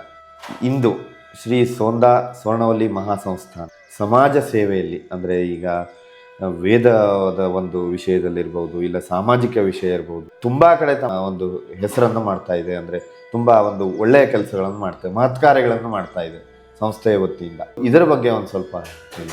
ಸ್ವರ್ಣವಲ್ಲಿ ಮಹಾಸಂಸ್ಥಾನದಲ್ಲಿ ಪರಮ ಪೂಜ್ಯ ಶ್ರೀ ಗಂಗಾಧರೇಂದ್ರ ಸರಸ್ವತಿ ಮಹಾಸ್ವಾಮಿಗಳವರು ಪೀಠಕ್ಕೆ ಬಂದ ನಂತರ ಅನೇಕ ವಿಧದಲ್ಲಿ ಶಿಷ್ಯ ಸಮುದಾಯವನ್ನ, ಭಕ್ತ ಸಮುದಾಯವನ್ನ ತುಂಬ ವ್ಯಾಪಕವಾಗಿ ತಲುಪುವಂತಹ ಚಟುವಟಿಕೆಗಳು, ಕಾರ್ಯಯೋಜನೆಗಳು ನಡೀತಾ ಇವೆ. ಅದಕ್ಕೆ ಪರಮ ಪೂಜ್ಯರ ಒಂದು ದಿವ್ಯ ಸಂಕಲ್ಪ, ಅಷ್ಟೇ ಪ್ರಬುದ್ಧವಾದಂತಹ ಮಾರ್ಗದರ್ಶನ ಮತ್ತೆ ಶಿಷ್ಯ ಹಿತದ ಒಂದು ಕಳಕಳಿ ಇದೇ ಮೂಲ ಕಾರಣ ಅಂತ ನಾವು ಖಂಡಿತವಾಗಿ ಅದನ್ನ ಒಪ್ಪಿಕೊಳ್ಳಬೇಕಾದಂತಹ ವಿಷಯ. ಅದಕ್ಕೆ ಸಾಕಷ್ಟು ಅಂಗಸಂಸ್ಥೆಗಳನ್ನ ರಚಿಸಿಕೊಂಡು ಆ ಮೂಲಕ ಸಮಾಜವನ್ನ, ಶಿಷ್ಯ ಸಮುದಾಯವನ್ನ ತಲುಪುವಂತಹ ಒಂದು ಪ್ರಯತ್ನ ಪರಮ ಪೂಜ್ಯರದ್ದು. ಅದು ಇಂದಿಗೂ ಸಾಕಾರವಾಗ್ತಾ ನಮ್ಮ ಮುಂದೆ ಇದೆ. ವಿಶೇಷವಾಗಿ ಉಲ್ಲೇಖ ಮಾಡುವಂತಹದ್ದು ಅಂದರೆ ಶ್ರೀ ಸ್ವರ್ಣವಲ್ಲಿ ಮಹಾಸಂಸ್ಥಾನದ ಆಡಳಿತ ಮಂಡಳಿ ಅಥವಾ ಆಡಳಿತ ವ್ಯವಸ್ಥೆಯ ಅಡಿಯಲ್ಲಿ ಅನೇಕ ಅಂಗಸಂಸ್ಥೆಗಳು ಬರ್ತವೆ. ಅದರಲ್ಲಿ ಪ್ರಮುಖವಾದಂತಹದ್ದು ಅಂದರೆ ಶ್ರೀ ಸರ್ವಜ್ಞೇಂದ್ರ ಸರಸ್ವತಿ ಪ್ರತಿಷ್ಠಾನ ಅಂತಿದೆ. ಅದು ಅನೇಕ ರೀತಿಯ ಸಮಾಜಮುಖಿ ಕಾರ್ಯಕ್ರಮಗಳನ್ನು ಆ ಸಂಸ್ಥೆಯ ಮೂಲಕ ಪರಮ ಪೂಜ್ಯರು ಮುನ್ನಡೆಸಿಕೊಂಡು ಬರ್ತಾ ಇದ್ದಾರೆ. ಉದಾಹರಣೆಗೆ ಹೇಳಬೇಕು ಅಂದರೆ ಇಂದು ಇಡೀ ರಾಜ್ಯಾದ್ಯಂತ, ರಾಷ್ಟ್ರಾದ್ಯಂತ ಪ್ರಸಿದ್ಧಿಯನ್ನು ಪಡೆದಿರುವಂತಹ, ಅಷ್ಟೇ ಜನರನ್ನ ತಲುಪಿ ಸತ್ಪರಿಣಾಮವನ್ನುಂಟು ಮಾಡಿರುವಂತಹ ಒಂದು ಸಂಗತಿ ಅಂದರೆ ಶ್ರೀ ಭಗವದ್ಗೀತಾ ಅಭಿಯಾನ. ಶ್ರೀ ಸರ್ವಜ್ಞೇಂದ್ರ ಸರಸ್ವತಿ ಪ್ರತಿಷ್ಠಾನದ ಅಡಿಯಲ್ಲಿ ಪರಮ ಪೂಜ್ಯರ ದಿವ್ಯ ಸಂಕಲ್ಪದಂತೆ ಕಳೆದ 10-20 ವರ್ಷಗಳಿಂದ ನಡೆದುಕೊಂಡು ಬರ್ತಾ ಇರುವಂತಹ ವಿಶೇಷವಾದ ಅಭಿಯಾನ ಶ್ರೀ ಭಗವದ್ಗೀತಾ ಅಭಿಯಾನ. ಅದು ನಾಡಿನ ಎಲ್ಲ ಜನತೆಯನ್ನು ತಲುಪಬೇಕು. ಭಗವದ್ಗೀತೆಯ ಆ ಒಂದು ದಿವ್ಯ ಸಂದೇಶ ನಮ್ಮ ನಾಡಿನ ಅನೇಕ ಆತಂಕಗಳಿಗೆ ಪರಿಹಾರವಾಗಬೇಕು ಅನ್ನುವಂತಹ ಒಂದು ಸಂಕಲ್ಪ ಇದೆ. ಯಾವ ಜಾತಿ, ಮತ, ಪಂಥಗಳ ಭೇದವನ್ನು ಎಣಿಸದೇನೆ ಸಕಲರಿಗೂ ತಲುಪಬೇಕು ಗೀತೆಯ ಸಂದೇಶ. ಆ ಮೂಲಕ ಜನರಲ್ಲಿರುವಂತಹ ದುಗುಡ ದುಮ್ಮಾನಗಳು ದೂರವಾಗಬೇಕು. ಪ್ರಸ್ತುತ ಸಮಾಜದ ಅನೇಕ ಅನರ್ಥಗಳಿಗೆ ಕಾರಣವಾದಂತಹ ಯಾವ್ಯಾವುದೋ ಸಂಗತಿಗಳಿದ್ದಾವೆ. ಕೌಟುಂಬಿಕ ಸಂಗತಿಗಳಿರಬಹುದು, ಸಾಮಾಜಿಕವಾದಂತಹ ಸಂಗತಿಗಳಿರಬಹುದು, ಸಾಂಘಿಕವಾದಂತಹ ಸಮಸ್ಯೆಗಳಿರಬಹುದು. ಎಲ್ಲದಕ್ಕೂ ಪರಿಹಾರ ಗೀತೆಯ ಸಂದೇಶ. ಇದನ್ನ ಅರಿತು ಈ ಗೀತೆಯ ಮೂಲಕವೇ ಸಮಾಜದ ಒಂದು ಉದ್ಧಾರಕ್ಕೆ ಪ್ರಯತ್ನಿಸಬೇಕು ಅನ್ನುವಂತಹ ಒಂದು ಪ್ರೇರಣೆಯನ್ನು ಪಡೆದ ಪರಮ ಪೂಜ್ಯರು ಸುದೀರ್ಘ ಕಾಲದಿಂದ ಅಭಿಯಾನವನ್ನು ನಡೆಸಿಕೊಂಡು ಬರ್ತಾ ಇದ್ದಾರೆ. ಇದು ಶ್ರೀಮಠದ ಸರ್ವಜ್ಞೇಂದ್ರ ಸರಸ್ವತಿ ಪ್ರತಿಷ್ಠಾನದ ಮೂಲಕ ನಡೀತಾ ಇರುವಂಥದ್ದು. ಅದೇ ರೀತಿಯಲ್ಲಿ ಇಂದಿನ ಗೃಹಸ್ಥಾಶ್ರಮದ ವ್ಯವಸ್ಥೆ ತುಂಬ ಶಿಥಿಲವಾಗ್ತಾ ಇದೆ. ಅದು ಸಮಾಜದ ದೊಡ್ಡ ಆತಂಕದ ವಿಷಯ. ಅದನ್ನು ಬಿಡಿಸಿ ಹೇಳಬೇಕಾದ ಅಗತ್ಯ ಇಲ್ಲ, ನಾವೆಲ್ಲ ಪ್ರತಿನಿತ್ಯ ಸಮಾಜದಲ್ಲಿ ನೋಡ್ತಾ ಇದ್ದೇವೆ. ಅದಕ್ಕೊಂದು ಮೌಲಿಕವಾದಂತಹ ಪರಿಹಾರವನ್ನು ಕಂಡುಕೊಳ್ಬೇಕು ಎನ್ನುವ ನಿಟ್ಟಿನಲ್ಲಿ ಎಲ್ಲ ವಿಧದ ಶ್ರೇಷ್ಠ ಸಂಪನ್ಮೂಲ ವ್ಯಕ್ತಿಗಳನ್ನು ಕರೆದು ಪ್ರತಿ ವರ್ಷವೂ ಬೇರೆ ಬೇರೆ ಸ್ಥಳದಲ್ಲಿ ಧನ್ಯೋ ಗೃಹಸ್ಥಾಶ್ರಮ ಎನ್ನುವಂತಹ ಒಂದು ನಾಮದ ಅಡಿಯಲ್ಲಿ ಶಿಬಿರಗಳನ್ನು ಆಯೋಜನೆ ಮಾಡ್ತಾ ಇದ್ದಾರೆ. ತನ್ಮೂಲಕ ಸಮಾಜಕ್ಕೆ ಸತ್ಸಂತಾನವನ್ನು ಪಡೆಯುವಂತಹ ಒಂದು ದಂಪತಿಗಳು ಬೇಕು. ಮತ್ತೆ ದಾಂಪತ್ಯ ಜೀವನ, ಗೃಹಸ್ಥಾಶ್ರಮ ಅಂತಂದರೆ ಅದರ ಶ್ರೇಷ್ಠತೆ ಅತ್ಯಂತ ಮೇಲ್ಮಟ್ಟದ್ದು. ಇದು ಹಾಗೆಯೇ ಯಾವುದೇ ಜಾತಿ ಮತಕ್ಕೆ ಪಂಥಕ್ಕೆ ಸಂಬಂಧಪಟ್ಟ ವಿಷಯ ಅಲ್ಲ. ಎಲ್ಲ ಯಾವುದೇ ಜಾತಿ ಮತ ಪಂಥದವರಿರಲಿ, ಗೃಹಸ್ಥಾಶ್ರಮ ಚೆನ್ನಾಗಿ ನಡೆದರೆ ಅದು ಉಳಿದ ಎಲ್ಲ ಆಶ್ರಮಗಳಿಗೆ ಆಶ್ರಯವನ್ನು ಕೊಡುವಂತಹ ಆಶ್ರಮ ಅಂತ ನಾವು ಕೇಳ್ತೇವೆ. ಹಾಗಾಗಿ ಗೃಹಸ್ಥಾಶ್ರಮದ ನಡವಳಿಕೆಗಳು ಚೆನ್ನಾಗಿದ್ದರೆ ಅದರಿಂದ ಮುಂದೆ ಸತ್ಸಂತತಿ ಪ್ರಾಪ್ತವಾಗ್ತದೆ. ಸತ್ಸಂತತಿ ಪ್ರಾಪ್ತವಾದಾಗ ಅದೇ ಮುಂದೆ ಸಮಾಜಕ್ಕೆ ಪ್ರಜೆಗಳ ರೂಪದಲ್ಲಿ, ಸತ್ಪ್ರಜೆಗಳ ರೂಪದಲ್ಲಿ ದಂಪತಿಗಳು ಕೊಡುವಂತಹ ಒಂದು ದೊಡ್ಡ ಮಹೋನ್ನತವಾದಂತಹ ಕೊಡುಗೆ ಆಗ್ತದೆ. ಅಂದರೆ ಒಂದು ಪರಮ ಪೂಜ್ಯರ ಕಲ್ಪನೆ ಎಷ್ಟು ಮೇಲ್ಮಟ್ಟದ್ದು ಅಂದರೆ ಇಲ್ಲಿಂದಲೇ ಅದನ್ನು ನಾವು ಸರಿಪಡಿಸಿಕೊಂಡು ಹೋಗಬೇಕು ಅಂತ. ಗೃಹಸ್ಥಾಶ್ರಮ, ಗೃಹಸ್ಥ ಜೀವನ ಸರಿಯಾಗಿ ನಡೀಬೇಕು, ಸಂಸ್ಕಾರಯುತವಾಗಿ ನಡೀಬೇಕು, ಅದರಿಂದ ಸತ್ಸಂತತಿ ಪ್ರಾಪ್ತವಾಗಬೇಕು. ಆ ಸಂತತಿ ಮುಂದೆ ಸಮಾಜಕ್ಕೆ ಪ್ರಜೆಯಾಗಿ ದೊರಕಬೇಕು. ಇದರಿಂದ ಸಮಾಜದ ಉದ್ಧಾರ ಸಾಧ್ಯ ಅನ್ನುವಂತಹ ಇಂತಹ ಮಹೋನ್ನತ ಕಲ್ಪನೆಯೊಂದಿಗೆ ಪರಮ ಪೂಜ್ಯರು ಅನೇಕ ಅಂಗಸಂಸ್ಥೆಗಳ ಮೂಲಕ ಕಾರ್ಯಪ್ರವೃತ್ತರಾಗಿದ್ದಾರೆ. ಶ್ರೀ ರಾಜರಾಜೇಶ್ವರಿ ವಿದ್ಯಾಸಂಸ್ಥೆ ಇದು ಶೈಕ್ಷಣಿಕವಾಗಿ ವಿಶೇಷವಾದಂತಹ ಕ್ರಾಂತಿಯನ್ನು ಮತ್ತು ಹೇಳಬೇಕು ಅಂತಂದರೆ ನಮ್ಮ ಸನಾತನ ಸಂಸ್ಕೃತಿಯನ್ನು ಉಳಿಸಿ ಬೆಳೆಸಿಕೊಂಡು ಹೋಗುವಲ್ಲಿ ಪರಮ ಪೂಜ್ಯರ ಒಂದು ದೊಡ್ಡ ಯೋಗದಾನ.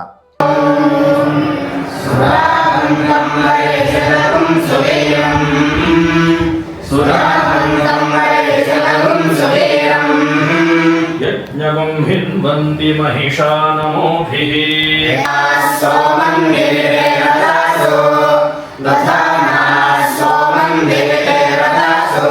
ಮದೇಮೇಂದ್ರೈ ಯಜಮಾನಾ ಸ್ವರ್ಗ ಶ್ರೀ ಹಿಂದಿನ ಸರ್ವಜ್ಞೇಂದ್ರ ಸರಸ್ವತಿ ಮಹಾಸ್ವಾಮಿಗಳವರೇ ನಿಜವಾಗಿ ಇದಕ್ಕೆ ಬೀಜಾವಾಪ ಮಾಡಿದವರು. ಅಂದರೆ ಅವರ ಕಾಲದಲ್ಲಿಯೇ ಈ ಒಂದು ಸಂಸ್ಥೆ ಸ್ಥಾಪಿತವಾಗಿ ಶ್ರೀಮಠದಲ್ಲಿ ಆ ಕಾಲಕ್ಕೆ ಉಚಿತವಾಗಿ ಈ ವಿದ್ಯಾಸಂಸ್ಥೆ ಸ್ಥಾಪನೆಗೊಂಡಿತ್ತು. ಪರಮ ಪೂಜ್ಯ ಶ್ರೀ ಗಂಗಾಧರೇಂದ್ರ ಸರಸ್ವತಿಗಳವರ ಕಾಲದಲ್ಲಿ ಅದು ಹೆಚ್ಚು ಉಚ್ಛ್ರಾಯ ಸ್ಥಿತಿಗೆ ಬಂತು. ಇದು ಸಹಜವಾದ ಒಂದು ಪಾಠಶಾಲೆಯ ರೂಪದಲ್ಲಿದ್ದದ್ದು ಮಹಾಪಾಠಶಾಲೆಯಾಗಿ ರೂಪುಗೊಂಡಿತು. ಇನ್ನೊಂದು ಇದೇ ಶ್ರೀ ರಾಜರಾಜೇಶ್ವರಿ ವಿದ್ಯಾಸಂಸ್ಥೆಯ ಅಡಿಯಲ್ಲಿ ವೇದಗಳು ಹಾಗೂ ಶಾಸ್ತ್ರ ಪರಂಪರೆ ಇದನ್ನು ರಕ್ಷಿಸಿಕೊಂಡು ಹೋಗುವಂತಹ ಒಂದು ವಿದ್ಯಾಸಂಸ್ಥೆ ರೂಪುಗೊಂಡಿದ್ದಲ್ಲದೆ ಶ್ರೀ ರಾಜರಾಜೇಶ್ವರಿ ವಿದ್ಯಾಸಂಸ್ಥೆಯ ಅಡಿಯಲ್ಲಿ ಶ್ರೀನಿಕೇತನ ಎನ್ನುವಂತಹ ಹೆಸರಿನ ಒಂದು ಆಧುನಿಕ ನಾವೇನೇನು ಜನರಲ್ ಎಜುಕೇಷನ್ ಅಂತ ಹೇಳ್ತೇವೋ ಆ ಶಿಕ್ಷಣವನ್ನು CBSE ಮಾಧ್ಯಮವನ್ನು ಅಳವಡಿಸಿಕೊಂಡು ನಡೆಸ್ತಾ ಇರುವಂತಹ ಒಂದು ಶಾಲೆ ಕೂಡ ಇದೆ. ಹಾಗೆಯೇ ಇಲ್ಲಿಯೇ ಸಮೀಪದಲ್ಲಿ ನೀರ್ನಳ್ಳಿ ಅಂತ ಅಲ್ಲಿ ಒಂದು ಶಾಲೆಯನ್ನು ಹೈಸ್ಕೂಲನ್ನು ಪರಮ ಪೂಜ್ಯರ ಮಾರ್ಗದರ್ಶನದಲ್ಲಿ ಮುಂದುವರಿಸಿಕೊಂಡು ಹೋಗ್ತಾ ಇದ್ದಾರೆ ವಿದ್ಯಾಸಂಸ್ಥೆಯವರು. ಅದೇ ರೀತಿಯಲ್ಲಿ ಹುಲೇಕಲ್ ಅಂತ ಅಲ್ಲಿಯೂ ಕೂಡ ಹೈಸ್ಕೂಲ್ ಕಾಲೇಜ್ಗಳನ್ನು ನಿರ್ವಹಣೆ ಮಾಡಿಕೊಂಡು ಹೋಗ್ತಾ ಇದ್ದಾರೆ. ಹೀಗೆ ಶೈಕ್ಷಣಿಕ ಕ್ಷೇತ್ರದಲ್ಲಿಯೂ ಕೂಡ ಪರಮ ಪೂಜ್ಯರ ಮಾರ್ಗದರ್ಶನದಲ್ಲಿ ಶ್ರೀಮಠದ ಅಂಗಸಂಸ್ಥೆಗಳ ಮೂಲಕ ಅನೇಕ ಕ್ರಾಂತಿಕಾರಿ ಬೆಳವಣಿಗೆಗಳು ನಡೀತಾ ಇವೆ. ವಿಶೇಷವಾಗಿ ಸಂಸ್ಕೃತಿ ಜೊತೆಯಲ್ಲಿ ವಿದ್ಯೆಯನ್ನು ಕಲಿಯುವಂತೆ ಆಗಬೇಕು ಅಂತ, ಸಂಸ್ಕಾರದ ಸಹಿತವಾದ ವಿದ್ಯೆಯನ್ನು ಕಲಿಯುವಂತೆ ಆಗಬೇಕು ಅಂತ. ಆಧುನಿಕ ಶಿಕ್ಷಣದಲ್ಲಿ ಎದ್ದು ಕಾಣುವ ಕೊರತೆಯೇ ಅದು. ಎಲ್ಲರೂ ಅಂಕಿಅಂಶಗಳನ್ನು, ಒಂದಷ್ಟು ಮಾಹಿತಿ ಸಂಗ್ರಹಗಳನ್ನು ಶಿಕ್ಷಣದ ರೂಪದಲ್ಲಿ ತುಂಬ ಸ್ಪರ್ಧಾತ್ಮಕವಾಗಿ ಪಡೆದುಕೊಳ್ಳುತ್ತಾರೆ, ಆದರೆ ಸಂಸ್ಕಾರವನ್ನು ಪಡೆಯುವಲ್ಲಿ ಹಿಂದಿರ್ತಾರೆ ಎನ್ನುವಂತಹ ಒಂದು ಸಂಗತಿ ಆಧುನಿಕ ಸಮಾಜವನ್ನು ಕಾಡ್ತಾ ಇರುವಂಥದ್ದು. ಇದಕ್ಕೆ ಪರಿಹಾರವನ್ನು ಕಂಡುಕೊಳ್ಳುವ ನಿಟ್ಟಿನಲ್ಲಿ ಸಂಸ್ಕಾರಯುತವಾದಂತಹ ಶಿಕ್ಷಣವನ್ನು ಕೊಡಬೇಕು ಅಂತ ಶ್ರೀಮಠದ ವಿದ್ಯಾಸಂಸ್ಥೆ ಕಾರ್ಯಪ್ರವೃತ್ತವಾಗಿದೆ. ಹೀಗೇನೆ ಸಾಕಷ್ಟು ಅಂಗಸಂಸ್ಥೆಗಳು ಇಂದಿನ ಗೋತಳಿಗಳ, ದೇಶೀಯ ಗೋತಳಿಗಳ ಸಂರಕ್ಷಣೆಗೋಸ್ಕರ ಯಲ್ಲಾಪುರದ ಕರಡೊಳ್ಳಿ ಎನ್ನುವಂಥಲ್ಲಿ ಗೋಶಾಲೆಯನ್ನು ಮುನ್ನಡೆಸ್ತಾ ಇದ್ದಾರೆ. ಹೀಗೇನೆ ಸಾಕಷ್ಟು ಅಂಗಸಂಸ್ಥೆಗಳ ಮೂಲಕ ಶ್ರೀಮಠದಲ್ಲಿಯೂ ಗೋಶಾಲೆಯ ನಿರ್ವಹಣೆ ಆಗ್ತಾ ಇದೆ. ಬೆಂಗಳೂರಿನ ಅಭ್ಯುದಯ ಅದು ಇನ್ನೊಂದು, ಅದು ವಿಶೇಷವಾಗಿ ಈ ಆಧುನಿಕ ಶಿಕ್ಷಣವನ್ನು ಪಡೆಯುವುದಕ್ಕೆ ನಮ್ಮ ಸಮಾಜದ ಶ್ರೀಮಠದ ಶಿಷ್ಯ ವರ್ಗದವರು ಮಹಾನಗರಕ್ಕೆ ಬೆಂಗಳೂರಿಗೆ ಅಲ್ಲಿ ಇಲ್ಲಿ ಹೋಗ್ತಾರೆ. ಆ ಸಂದರ್ಭದಲ್ಲಿ ಅವರಿಗೆ ಸಹಜವಾಗಿ ಒಂದಷ್ಟು ಜನರಿಗೆ ಯೋಗ್ಯವಾದಂತಹ ವಸತಿ ವ್ಯವಸ್ಥೆ ಮತ್ತು ಊಟೋಪಚಾರ ವ್ಯವಸ್ಥೆ ಇದಕ್ಕೋಸ್ಕರವೇ ಕಷ್ಟಪಡುವಂತಹ ಸ್ಥಿತಿ ಬಂದುಬಿಡ್ತಾ ಇದೆ ಎನ್ನುವಂತಹ ಒಂದು ಸಂಗತಿಯನ್ನು ಅರ್ಥ ಮಾಡಿಕೊಂಡು ಪರಮ ಪೂಜ್ಯರು ಬೆಂಗಳೂರಿನಲ್ಲಿ ಅಭ್ಯುದಯ ಎನ್ನುವಂತಹ ಒಂದು ಸಮುಚ್ಚಯವನ್ನು, ಕಟ್ಟಡ ಸಮುಚ್ಚಯವನ್ನು ಸ್ಥಾಪನೆ ಮಾಡಿ ಅದಕ್ಕೊಂದು ಸಂಸ್ಥೆಯನ್ನು ವ್ಯವಸ್ಥೆಗೊಳಿಸಿ ಅಲ್ಲಿ ಈ ಭಾಗದಿಂದ ಹೋದಂತಹ ಎಲ್ಲ ಆಧುನಿಕ ಶಿಕ್ಷಣವನ್ನು, ಈ IAS ಇರಬಹುದು, ಇತರ ಬೇರೆ ಬೇರೆ ಅತ್ಯಂತ ಮೌಲಿಕ ಶಿಕ್ಷಣವನ್ನು ಪಡೆಯುವಂತಹ ಆಸಕ್ತರಾದಂತಹ ಜನರಿಗೆ, ವಿದ್ಯಾರ್ಥಿಗಳಿಗೆ ಒಂದು ಊಟೋಪಚಾರ ವಸತಿ ಸೌಲಭ್ಯವನ್ನು ಕಲ್ಪಿಸಿ ಆ ಒಂದು ವ್ಯವಸ್ಥೆಯನ್ನು ಮುನ್ನಡೆಸಿಕೊಂಡು ಹೋಗ್ತಾ ಇದ್ದಾರೆ. ಹಾಗೆಯೇ ಸ್ವಾನಂದಾಶ್ರಮ ತುಂಬ ವಿಶೇಷವಾದಂತಹ ಸಂಗತಿ ಅದು. ಅಂದರೆ ಸ್ವಾನಂದಾಶ್ರಮ ಎನ್ನುವ ಒಂದು ಹೆಸರಿನಲ್ಲಿಯೇ ಇದೆ, ಅದು ವಿಶೇಷವಾದಂತಹ ಆನಂದ, ಸಂತೋಷಕ್ಕೆ ಕಾರಣವಾಗುವಂತಹ ಒಂದು ಸ್ಥಳ ಅದು. ವಿಶೇಷವಾಗಿ ಅಲ್ಲಿ ಮಹಾಗಣಪತಿಯ ವೈಭವವನ್ನು ನಾವು ಸಾಕ್ಷಾತ್ಕರಿಸಿಕೊಳ್ಳೋದಕ್ಕೆ ಸಾಧ್ಯ ಇದೆ. ಬೆಂಗಳೂರಿನದ್ದೇ ಅಲ್ಲಿಯ ಸ್ಥಳೀಯ ಒಂದಷ್ಟು ಶಿಷ್ಯ ಭಕ್ತರು ಪರಮ ಪೂಜ್ಯರನ್ನು ಸಂದರ್ಶಿಸಿ, ನಿಮ್ಮ ಮಾರ್ಗದರ್ಶನದಲ್ಲಿ ಇಡೀ ಈ ಸಂಸ್ಥೆ ಮುನ್ನಡೆಯಬೇಕು, ನೀವೇ ಇದಕ್ಕೆ ಅಧ್ಯಕ್ಷರು ಅಂತ ಪರಮ ಪೂಜ್ಯರನ್ನು ಪ್ರಾರ್ಥಿಸಿಕೊಂಡು ಪರಮ ಪೂಜ್ಯರ ಮಾರ್ಗದರ್ಶನ ಅಧ್ಯಕ್ಷತೆಯಲ್ಲಿ ಸ್ವಾನಂದಾಶ್ರಮ ಎನ್ನುವಂತಹ ಒಂದು ಸಂಸ್ಥೆಯನ್ನು ಕಟ್ಟಿಕೊಂಡು ಆ ಎಲ್ಲ ಶಿಷ್ಯ ಭಕ್ತರ ಒಂದು ಪರಿಶ್ರಮದ ಫಲವಾಗಿ ಇಂದು ಸ್ವಾನಂದ ಲೋಕ ಅಲ್ಲಿ ಸಾಕ್ಷಾತ್ಕಾರಗೊಂಡಿದೆ. ಅಂದರೆ ಶ್ರೀ ಮಹಾಗಣಪತಿಯ ಹೊಯ್ಸಳ ಶೈಲಿ ಅಂತ, ಹೊಯ್ಸಳ ಶಿಲ್ಪ ಶೈಲಿಯಲ್ಲಿ ಆವಿಷ್ಕಾರಗೊಂಡಂತಹ ಶಿಲಾಮಯವಾದಂತಹ ಮಹಾಗಣಪತಿಯ ಅದ್ಭುತ ದಿವ್ಯ ದರ್ಶನವನ್ನು ಪಡೆಯುವಂತಹ ಒಂದು ಅವಕಾಶ ಸ್ವಾನಂದಾಶ್ರಮದಲ್ಲಿ ನಮಗೆ ಲಭ್ಯವಾಗ್ತಾ ಇದೆ. ಗಣಪತಿಯ ವಿವಿಧ ಭಂಗಿಗಳ ಶಾಸ್ತ್ರೀಯ ಶೈಲಿಯ ವಿಗ್ರಹಗಳನ್ನು ನಾವು ಅಲ್ಲಿ ನೋಡೋದಕ್ಕೆ ಸಾಧ್ಯವಾಗ್ತಾ ಇದೆ. ವಿಧದ ಒಂದು ಹೌದು, ತುಂಬ ವಿಶೇಷವಾದಂತಹ ಗಣಪತಿಯ ಚಿತ್ರಣಗಳನ್ನು, ಗಣಪತಿಯ ವಿವಿಧ ರೂಪಗಳನ್ನು ನಾವು ಅಲ್ಲಿ ನೋಡೋದಕ್ಕೆ ಅವಕಾಶ ಆಗಿದೆ. ನಮಸ್ತೆ ಗಣಪತಯೇ ತ್ವಮೇವ ಪ್ರತ್ಯಕ್ಷಂ ತತ್ವಮಸಿ ತ್ವಮೇವ ಕೇವಲಂ ಕರ್ತಾಸಿ ತ್ವಮೇವ ಕೇವಲಂ ಧರ್ತಾಸಿ ತ್ವಮೇವ ಕೇವಲಂ ಹರ್ತಾಸಿ ತ್ವಮೇವ ಸರ್ವಂ ಖಲ್ವಿದಂ ಬ್ರಹ್ಮಾಸಿ ತ್ವಂ ಸಾಕ್ಷಾದಾತ್ಮಾಸಿ ನಿತ್ಯಂ ಋತಂ ವಚ್ಮಿ ಸತ್ಯಂ ವಚ್ಮಿ ಅವತ್ವಂ. ಹೀಗೇನೆ ಹಲವು ಅಂಗಸಂಸ್ಥೆಗಳಿದ್ದಾವೆ ಶ್ರೀಮಠದ ಆಡಳಿತ ಮಂಡಳಿಯ ಅಡಿಯಲ್ಲಿ ಮುನ್ನಡೆದುಕೊಂಡು ಹೋಗ್ತಾ ಇರುವಂಥದ್ದು. ಆಮೇಲೆ ಮಹಾಬಲೇಶ್ವರ ಭಟ್ರೆ, ಈಗ ಶ್ರೀಮಠದ ಪರಂಪರೆ ಇಷ್ಟು ಶ್ರೀಮಂತವಾಗಿದೆ ಅಂತ ತಿಳ್ಕೊಂಡ್ವಿ ನಾವು. ಇಂದಿಗೂ ಪುರಾತನ ಕಾಲದಿಂದ ನಡ್ಕೊಂಡು ಬರ್ತಾ ಇರುವಂಥ ಕೆಲವೊಂದು ಅಪರೂಪದ ಆಚರಣೆಗಳ ಬಗ್ಗೆ ಹೇಳ್ತೀವಿ. ಹಾಂ, ತುಂಬ ಉತ್ತಮವಾದಂತಹ ಜಿಜ್ಞಾಸೆ ಇದು. ಅನೇಕರಿಗೆ ತಲುಪಬೇಕಾದಂತಹ ಸಂಗತಿ ಕೂಡ ಇದೆ. ಶ್ರೀಮಠದ ಅನೂಚಾನವಾದಂತಹ ಆಚರಣೆಗಳು, ಎಷ್ಟೋ ವಿಶಿಷ್ಟವಾದ ಆಚರಣೆಗಳು ನಾವು ಗಮನಿಸಬೇಕಾದಂತಹದ್ದಿದೆ. ಒಂದು ಧಾರ್ಮಿಕವಾಗಿ, ಇನ್ನೊಂದು ಸಾಮಾಜಿಕವಾಗಿ, ಎರಡೂ ವಿಷಯದಲ್ಲಿಯೂ ನಾವು ಗಮನಿಸಬೇಕಾದಂತಹ ಅನೇಕ ಸಂಗತಿಗಳಿದ್ದಾವೆ. ಅದರಲ್ಲಿ ಧಾರ್ಮಿಕವಾದ ಹಿನ್ನೆಲೆಯಲ್ಲಿ ಹೇಳುವುದಾದರೆ, ಶ್ರೀಮಠದಲ್ಲಿ ಅತ್ಯಂತ ಇಲ್ಲಿ ಆರಾಧ್ಯ ದೇವತೆ ಜಗನ್ಮಾತೆ ಶ್ರೀ ರಾಜರಾಜೇಶ್ವರಿ, ಜಗನ್ಮಾತೆಯ ಆರಾಧನಾ ಉತ್ಸವ ಅಂತ ವಿಶೇಷವಾಗಿ ನಡೆಯುವುದು ವಿಶೇಷ ಪರ್ವಕಾಲ ಶರನ್ನವರಾತ್ರಿ ಉತ್ಸವ. ಅತ್ಯಂತ ವಿಜೃಂಭಣೆಯಿಂದ ಶ್ರೀಮಠದಲ್ಲಿ ಶರನ್ನವರಾತ್ರಿ ಉತ್ಸವ ನಡೀತದೆ. ಎಲ್ಲ ವಿಧದ ಶಿಷ್ಯರು, ಭಕ್ತರು ಆ ಸಂದರ್ಭದಲ್ಲಿ ಪಾಲ್ಗೊಳ್ತಾರೆ. ವಿಶೇಷವಾಗಿ ಶ್ರೀಮಠಕ್ಕೆ ಶ್ರೀ ರಾಮಕ್ಷತ್ರಿಯ ಸಮಾಜ ಅನ್ನುವಂತಹ ಒಂದು ಸಮಾಜ ಶ್ರೀಮಠದ ಶ್ರೀ ಗುರುಗಳ ಮಾರ್ಗದರ್ಶನದಲ್ಲಿ ತಮ್ಮ ಸೇವೆಯನ್ನು ಸಲ್ಲಿಸ್ತಾ ಇದ್ದಾರೆ. ಅವರು ಕೂಡ ಶ್ರೀ ಶರನ್ನವರಾತ್ರಿಯ ಸಂದರ್ಭದಲ್ಲಿ ಶ್ರೀಮಠಕ್ಕೆ ಬಂದು ತಮ್ಮ ಸೇವೆಯನ್ನು ಸಲ್ಲಿಸುವಂತಹ ಒಂದು ಪರಂಪರೆ ಇದೆ.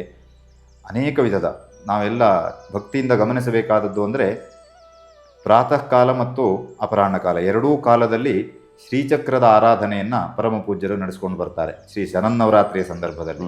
ಅಂತೆಯೇ ಅನೇಕ ವಿಧದ ದೇವತಾರಾಧನೆಗಳು ನಡೀತವೆ. ಎಲ್ಲಕ್ಕಿಂತ ನಾವು ಗಮನಿಸಬೇಕಾದದ್ದು ಶರನ್ನವರಾತ್ರಿಯ ಅಂತಿಮ ಘಟ್ಟದಲ್ಲಿ, ಅಂದರೆ ದಶಮಿಯ ದಿವಸ, ವಿದ್ಯಾದಶಮಿಯ ದಿವಸ, ಇಲ್ಲಿಯ 9 ದಿವಸಗಳ ಕಾಲ ಆರಾಧಿಸಲ್ಪಟ್ಟ ಆ ಜಗನ್ಮಾತೆಯ ಸಮ್ಮುಖದಲ್ಲಿ ಪ್ರತಿ ವರ್ಷವೂ ಪರಮ ಪೂಜ್ಯರು ಛಂದೋಬದ್ಧವಾದ ಸಂಸ್ಕೃತದ ಪದ್ಯಗಳ ಮೂಲಕ, ಶ್ಲೋಕಗಳ ಮೂಲಕ ಇಡೀ ನಮ್ಮೆಲ್ಲ ಭಕ್ತರ ಪರವಾಗಿ ಪ್ರಾಂಜಲವಾದಂತಹ ಒಂದು ಪ್ರಾರ್ಥನೆಯನ್ನು ಸಲ್ಲಿಸುವ ಸನ್ನಿವೇಶ ಇದೆಯಲ್ಲ, ಇಂದಿಗೂ ಅದನ್ನು ನೆನಪಿಸಿಕೊಂಡ್ರೆ ನಾವು ರೋಮಾಂಚನ ಪಡ್ತೇವೆ. ಜಗನ್ಮಾತೆಯ ಸಮ್ಮುಖದಲ್ಲಿ ಪರಮ ಪೂಜ್ಯರು ಸಲ್ಲಿಸುವಂತಹ ಆ ಒಂದು ಪ್ರಾರ್ಥನೆ ಅದೆಷ್ಟೋ ಶಿಷ್ಯ ಭಕ್ತರಿಗೆ ಶ್ರೀರಕ್ಷೆಯಾಗಿದೆ. ಆಯಾ ಕಾಲಘಟ್ಟದಲ್ಲಿ ಶಿಷ್ಯರಿಗೆ ಬೇರೆ ಬೇರೆ ರೀತಿಯ ತೊಂದರೆಗಳು ಶಿಷ್ಯ ಸಮುದಾಯಕ್ಕೆ ಬಂದಾಗ, ಭಕ್ತ ಸಮುದಾಯಕ್ಕೆ ಬಂದಾಗ, ಒಟ್ಟಾರೆ ನಮ್ಮ ಸಮಾಜ ಬೇರೆ ಬೇರೆ ಸಂಕಷ್ಟದಲ್ಲಿ ಸಿಲುಕಿದಾಗ, ಆಯಾ ಕಾಲದ ಪ್ರಸ್ತುತ ಆತಂಕಗಳಿಗೆ, ಕಷ್ಟ ನಷ್ಟಗಳಿಗೆ ಪರಿಹಾರವನ್ನು ಜಗನ್ಮಾತೆಯ ಸಮ್ಮುಖದಲ್ಲಿ ಪರಮ ಪೂಜ್ಯರು ಪ್ರಾರ್ಥಿಸಿಕೊಳ್ಳುವಂತಹ ಒಂದು ಸಂಗತಿ ಇದೆಯಲ್ವ, ಅದು ಅದೆಷ್ಟೋ ಶಿಷ್ಯ ಭಕ್ತರಿಗೆ ಆ ದೈವಿ ಕೃಪೆ ಹರಿದು ಬರುವಂತೆ ಮಾಡಿದೆ. ಇದೊಂದು ಅದ್ಭುತವಾದಂತಹ, ನಾವು ನೆನಪಿಸಿಕೊಳ್ಬೇಕಾದಂತಹ ಸಂದರ್ಭ. ಹಾಗೆಯೇ ಶ್ರೀಮಠದ ಧಾರ್ಮಿಕ ಆಚರಣೆಯಲ್ಲಿ ಇನ್ನೊಂದು ಅಷ್ಟೇ ಪ್ರಮುಖವಾದಂತಹದ್ದು ಶ್ರೀ ಲಕ್ಷ್ಮೀ ನರಸಿಂಹ ಜಯಂತಿ. ಅದು ಲಕ್ಷ್ಮೀ ನರಸಿಂಹ ಜಯಂತಿ ದೇವರ ಆರಾಧನೆ ಎಷ್ಟು ಮಹತ್ವಪೂರ್ಣವಾಗಿ ಇಲ್ಲಿ ನಡೀತದೆಯೋ ಎಲ್ಲಕ್ಕಿಂತ ಬಹಳ ವಿಜೃಂಭಣೆಯಿಂದ ರಥೋತ್ಸವ ನಡೆದುಕೊಂಡು ಬರ್ತದೆ. ಶ್ರೀ ಲಕ್ಷ್ಮೀ ನರಸಿಂಹ ರಥೋತ್ಸವ, ಸ್ವರ್ಣವಲ್ಲಿಯ ರಥೋತ್ಸವ ತುಂಬ ಪ್ರಸಿದ್ಧವಾದದ್ದು, ತುಂಬ ವಿಶಿಷ್ಟವಾದದ್ದು. ಎಲ್ಲ ಸಮಾಜದವರು ಇಲ್ಲಿ ಬಂದು ಲಕ್ಷ್ಮೀ ನರಸಿಂಹ ರಥೋತ್ಸವದಲ್ಲಿ ಭಕ್ತಿಯಿಂದ ಪಾಲ್ಗೊಳ್ತಾರೆ. ಇತ್ತೀಚಿನ ವರ್ಷಗಳಲ್ಲಿ ಪರಮ ಪೂಜ್ಯರ ಚಿಂತನೆಯಿಂದ ಅದಕ್ಕೆ ಇನ್ನೊಂದು ಭವ್ಯತೆ, ದಿವ್ಯತೆ ಪ್ರಾಪ್ತವಾದದ್ದು ಹೇಗೆ ಅಂತಂದರೆ, ನರಸಿಂಹ ಜಯಂತಿಯ ಅದೇ ಸಂದರ್ಭದಲ್ಲಿ ಒಟ್ಟಾರೆ 2 ದಿವಸಗಳ ಕಾಲ ಕೃಷಿ ಜಯಂತಿ ಅಂತ ಆಚರಣೆ ಮಾಡ್ಕೊಂಡು ಬರ್ತಾ ಇದ್ದಾರೆ. ಅದು ಎಷ್ಟು ಅಂದರೆ, ನಾವು ಅದನ್ನು ಹೇಳುವಾಗ ಒಂದನ್ನು ನೆನಪು ಮಾಡಿಕೊಳ್ಬೇಕು. ಏನಂದರೆ, ನಮ್ಮ ಪರಂಪರೆ ಇದೆಯಲ್ವ, ಇದು ಋಷಿ ಪರಂಪರೆ ಮತ್ತು ಕೃಷಿ ಪರಂಪರೆ, ಎರಡೂ ಪರಂಪರೆಯ ಸಮನ್ವಯವನ್ನು ನಮ್ಮ ಈ ಭಾಗದಲ್ಲಿ ಕಾಣ್ತೇವೆ ನಾವು. ಯಾಕೆಂದರೆ ಈ ವೈದಿಕವಾದಂತಹ ಸನಾತನ ಪರಂಪರೆಯನ್ನು ಎಷ್ಟು ನಾವು ಭಕ್ತಿ ಶ್ರದ್ಧೆಯಿಂದ ಅನುಸರಿಸಿಕೊಂಡು ಬಂದಿದ್ದೇವೋ, ಅಷ್ಟೇ ಅನಿವಾರ್ಯವಾಗಿ ನಮ್ಮ ಜೀವನೋಪಾಯವಾಗಿ ಕೃಷಿ ಪರಂಪರೆಯನ್ನು ನಾವು ಮುಂದುವರಿಸಿಕೊಂಡು ಬರ್ತಾ ಇದ್ದೇವೆ. ಆದರೆ ಆಯಾ ಕಾಲದಲ್ಲಿ ಯಾವ್ಯಾವುದೋ ಒಂದಷ್ಟು ಪ್ರಾಕೃತಿಕವಾದಂತಹ ಸಮಸ್ಯೆಗಳಿಂದಾಗಿ ಈ ಕೃಷಿ ಪರಂಪರೆಗೆ ವಿವಿಧ ಆತಂಕಗಳು ಬಂದು ಎರಗುತ್ತಾ ಇರುವಂತಹದ್ದು ನಾವು ಕೃಷಿಯಲ್ಲಿಯೇ ತೊಡಗಿಕೊಂಡಿರುವಂಥವರು ಅದನ್ನು ಕಾಣ್ತಾ ಇರ್ತೇವೆ. ಇದಕ್ಕೆಲ್ಲ ಒಂದು ಸೂಕ್ತ ಪರಿಹಾರ ಸಿಗಬೇಕು ಅಂತಂದರೆ, ಕೃಷಿಯನ್ನು ನಡೆಸಿಕೊಂಡು ಹೋಗುವ ವಿಷಯದಲ್ಲಿ ಒಂದಷ್ಟು ಮಾರ್ಗದರ್ಶನ ಅತ್ಯಂತ ಅವಶ್ಯಕ.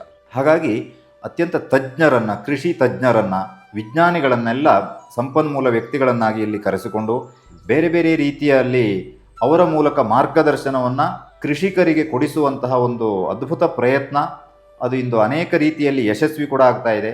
ಅದಕ್ಕೆ ಜನರ ಆಸಕ್ತಿಯನ್ನು ಹುಟ್ಟಿಸುವ ಸಲುವಾಗಿ ಅನೇಕ ಸ್ಪರ್ಧೆಗಳನ್ನು, ರಸಪ್ರಶ್ನೆ ಮೊದಲಾದಂತಹ ಕೃಷಿಗೆ ಸಂಬಂಧಿಸಿದಂತಹ ವಿಷಯಗಳನ್ನು ಎಲ್ಲ ಇಲ್ಲಿ ಆ ಕಾರ್ಯಕ್ರಮದಲ್ಲಿ ಆಯೋಜಿಸಿ ಸಂಪನ್ಮೂಲ ವ್ಯಕ್ತಿಗಳಿಂದ ಕೃಷಿಯ ಕುರಿತಾದ ಯೋಗ್ಯ ಮಾರ್ಗದರ್ಶನವನ್ನು ಕೊಡಿಸುವಂತಹ ಒಂದು ಕೆಲಸವನ್ನು ಕಳೆದ ಅನೇಕ ವರ್ಷಗಳಿಂದ ಈಚೆಗೆ ನೃಸಿಂಹ ಜಯಂತಿಯ ಜೊತೆಯಲ್ಲಿ ಕೃಷಿ ಜಯಂತಿ ಎಂಬಂತಹ ಒಂದು ಹೆಸರಿನ ಅಡಿಯಲ್ಲಿ ಪರಮ ಪೂಜ್ಯರು ನಡೆಸಿಕೊಂಡು ಬರುತ್ತಾ ಇರುವಂತಹದ್ದೊಂದು ವಿಶೇಷ. ಹಾಗೆಯೇ ಇಲ್ಲಿ ಪ್ರತಿ ವರ್ಷವೂ ಪರಮ ಪೂಜ್ಯರ ಜನ್ಮ ದಿವಸ, ಒಂದು ದಿವ್ಯ ಚೇತನ ಈ ಭೂಮಿಗೆ ಬಂದಂತಹ ದಿವಸವನ್ನು ಶ್ರೀಗಳವರ ವರ್ಧಂತ್ಯುತ್ಸವ ಅಂತ ಆಚರಣೆ ಮಾಡ್ಕೊಂಡು ಬರ್ತಾರೆ. ಇದು ಎಷ್ಟು ಇದರಲ್ಲಿ ಒಂದು ಅದ್ಭುತ ಸಂಗತಿ ಸೇರಿಕೊಂಡಿದೆ ಅಂದರೆ, ವರ್ಧಂತ್ಯುತ್ಸವದ ಅಂಗವಾಗಿ ಅನೇಕ ಧಾರ್ಮಿಕ ವಿಧಿವಿಧಾನಗಳು ನೆರವೇರ್ತವೆ, ಅದು ಒಂದು ಕಡೆ. ಆದರೆ ಅಷ್ಟೇ ವಿಶೇಷವಾದದ್ದು, ಅದ್ಭುತವಾದದ್ದು ಅಂದರೆ ರಕ್ತದಾನ ಶಿಬಿರವನ್ನು ಆ ದಿವಸ ಶ್ರೀಮಠದಲ್ಲಿ ಆಯೋಜನೆ ಮಾಡ್ತಾರೆ ಮತ್ತು ಉಚಿತ ವೈದ್ಯಕೀಯ ತಪಾಸಣಾ ಶಿಬಿರವನ್ನು ಕೂಡ ಆಯೋಜನೆ ಮಾಡ್ತಾರೆ. ಇಲ್ಲಿ ಇದಕ್ಕಿಂತ ಮುಖ್ಯ ನಾವು ಗಮನಿಸಬೇಕಾದದ್ದು, ಬಹುತೇಕ ನಮ್ಮ ಪ್ರಪಂಚದಲ್ಲಿ ಅಂತ ಹೇಳಿದ್ರು ತಪ್ಪಾಗಿರ್ಲಿಕ್ಕಿಲ್ಲ, ನಮ್ಮ ರಾಷ್ಟ್ರದಲ್ಲಿ ಅಂತ ಹೇಳಿದ್ರು ಅತಿಶಯೋಕ್ತಿ ಅಲ್ಲ, ಇಂತಹ ಒಂದು ನಿದರ್ಶನವನ್ನು ಕಾಣೋದು ನಾವು ತುಂಬ ಅಪರೂಪ. ಏನಂದರೆ, ಸ್ವತಃ ಪರಮ ಪೂಜ್ಯರು ಪ್ರತಿ ವರ್ಷವೂ ಈ ರಕ್ತದಾನ ಶಿಬಿರದಲ್ಲಿ ತಾವೇ ಹೋಗಿ ರಕ್ತದಾನ ಮಾಡಿ ಬರ್ತಾರೆ.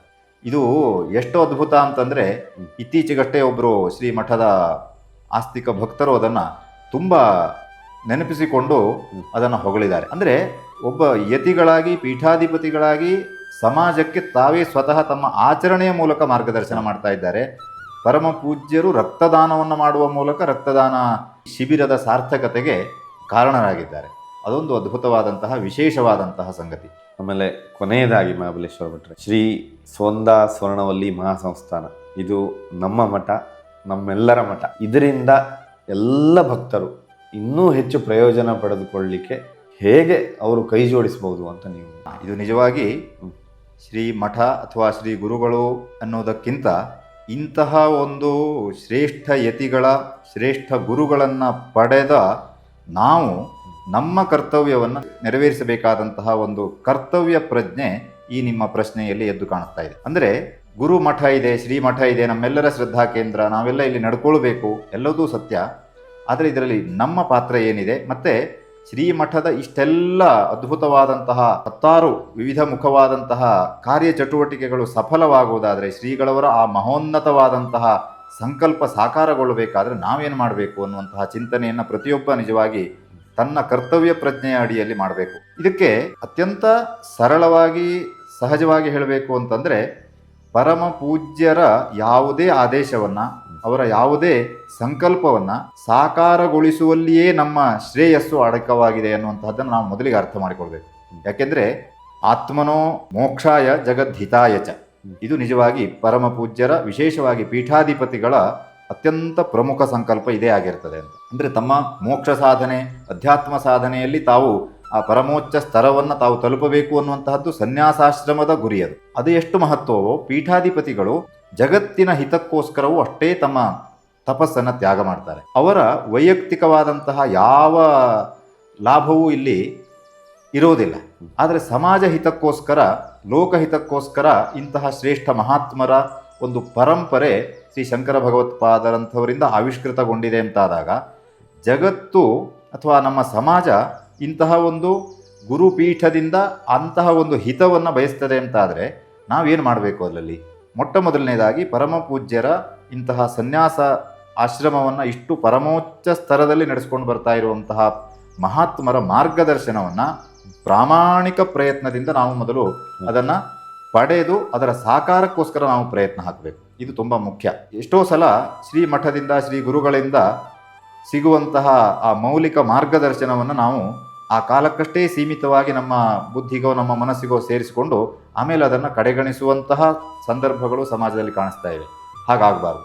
ಇಷ್ಟು ಪರಿಶ್ರಮ ಪಟ್ಟು ಹಗಲು ಇರುಳು ಅಂತ ತಮ್ಮ ಆಯಾಸವನ್ನು ಪರಿಗಣಿಸದೇನೆ ಪರಮ ಪೂಜ್ಯರು ಲೋಕವನ್ನೆಲ್ಲ ಸಂಚರಿಸ್ತಾ, ಅದು ಭಗವದ್ಗೀತೆಯ ಉಪದೇಶ ಇರಬಹುದು, ವೈದಿಕ ಸಂಸ್ಕೃತಿಯ ಏನು ಉಪದೇಶ ಇರಬಹುದು,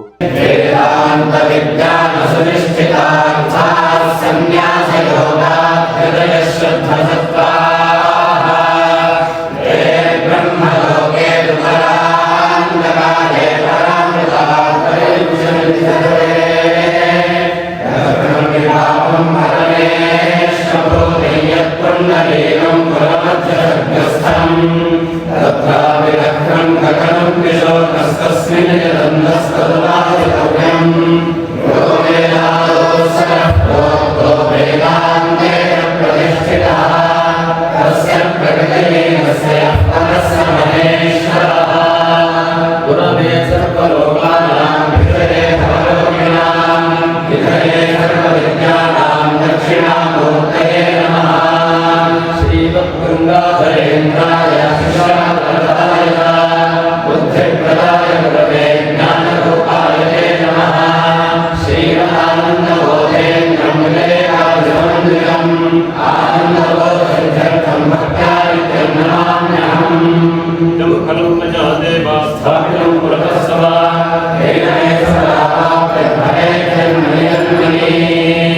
ಯಾವುದೇ ಇದ್ದರೂ ಅದನ್ನೆಲ್ಲ ನಾವು ಕೇವಲ ತಾತ್ಕಾಲಿಕವಾಗಿ ಪರಿಗಣಿಸದೇನೆ ಅದನ್ನು ನಮ್ಮ ಜೀವನದಲ್ಲಿ ಅಳವಡಿಸಿಕೊಳ್ಬೇಕು.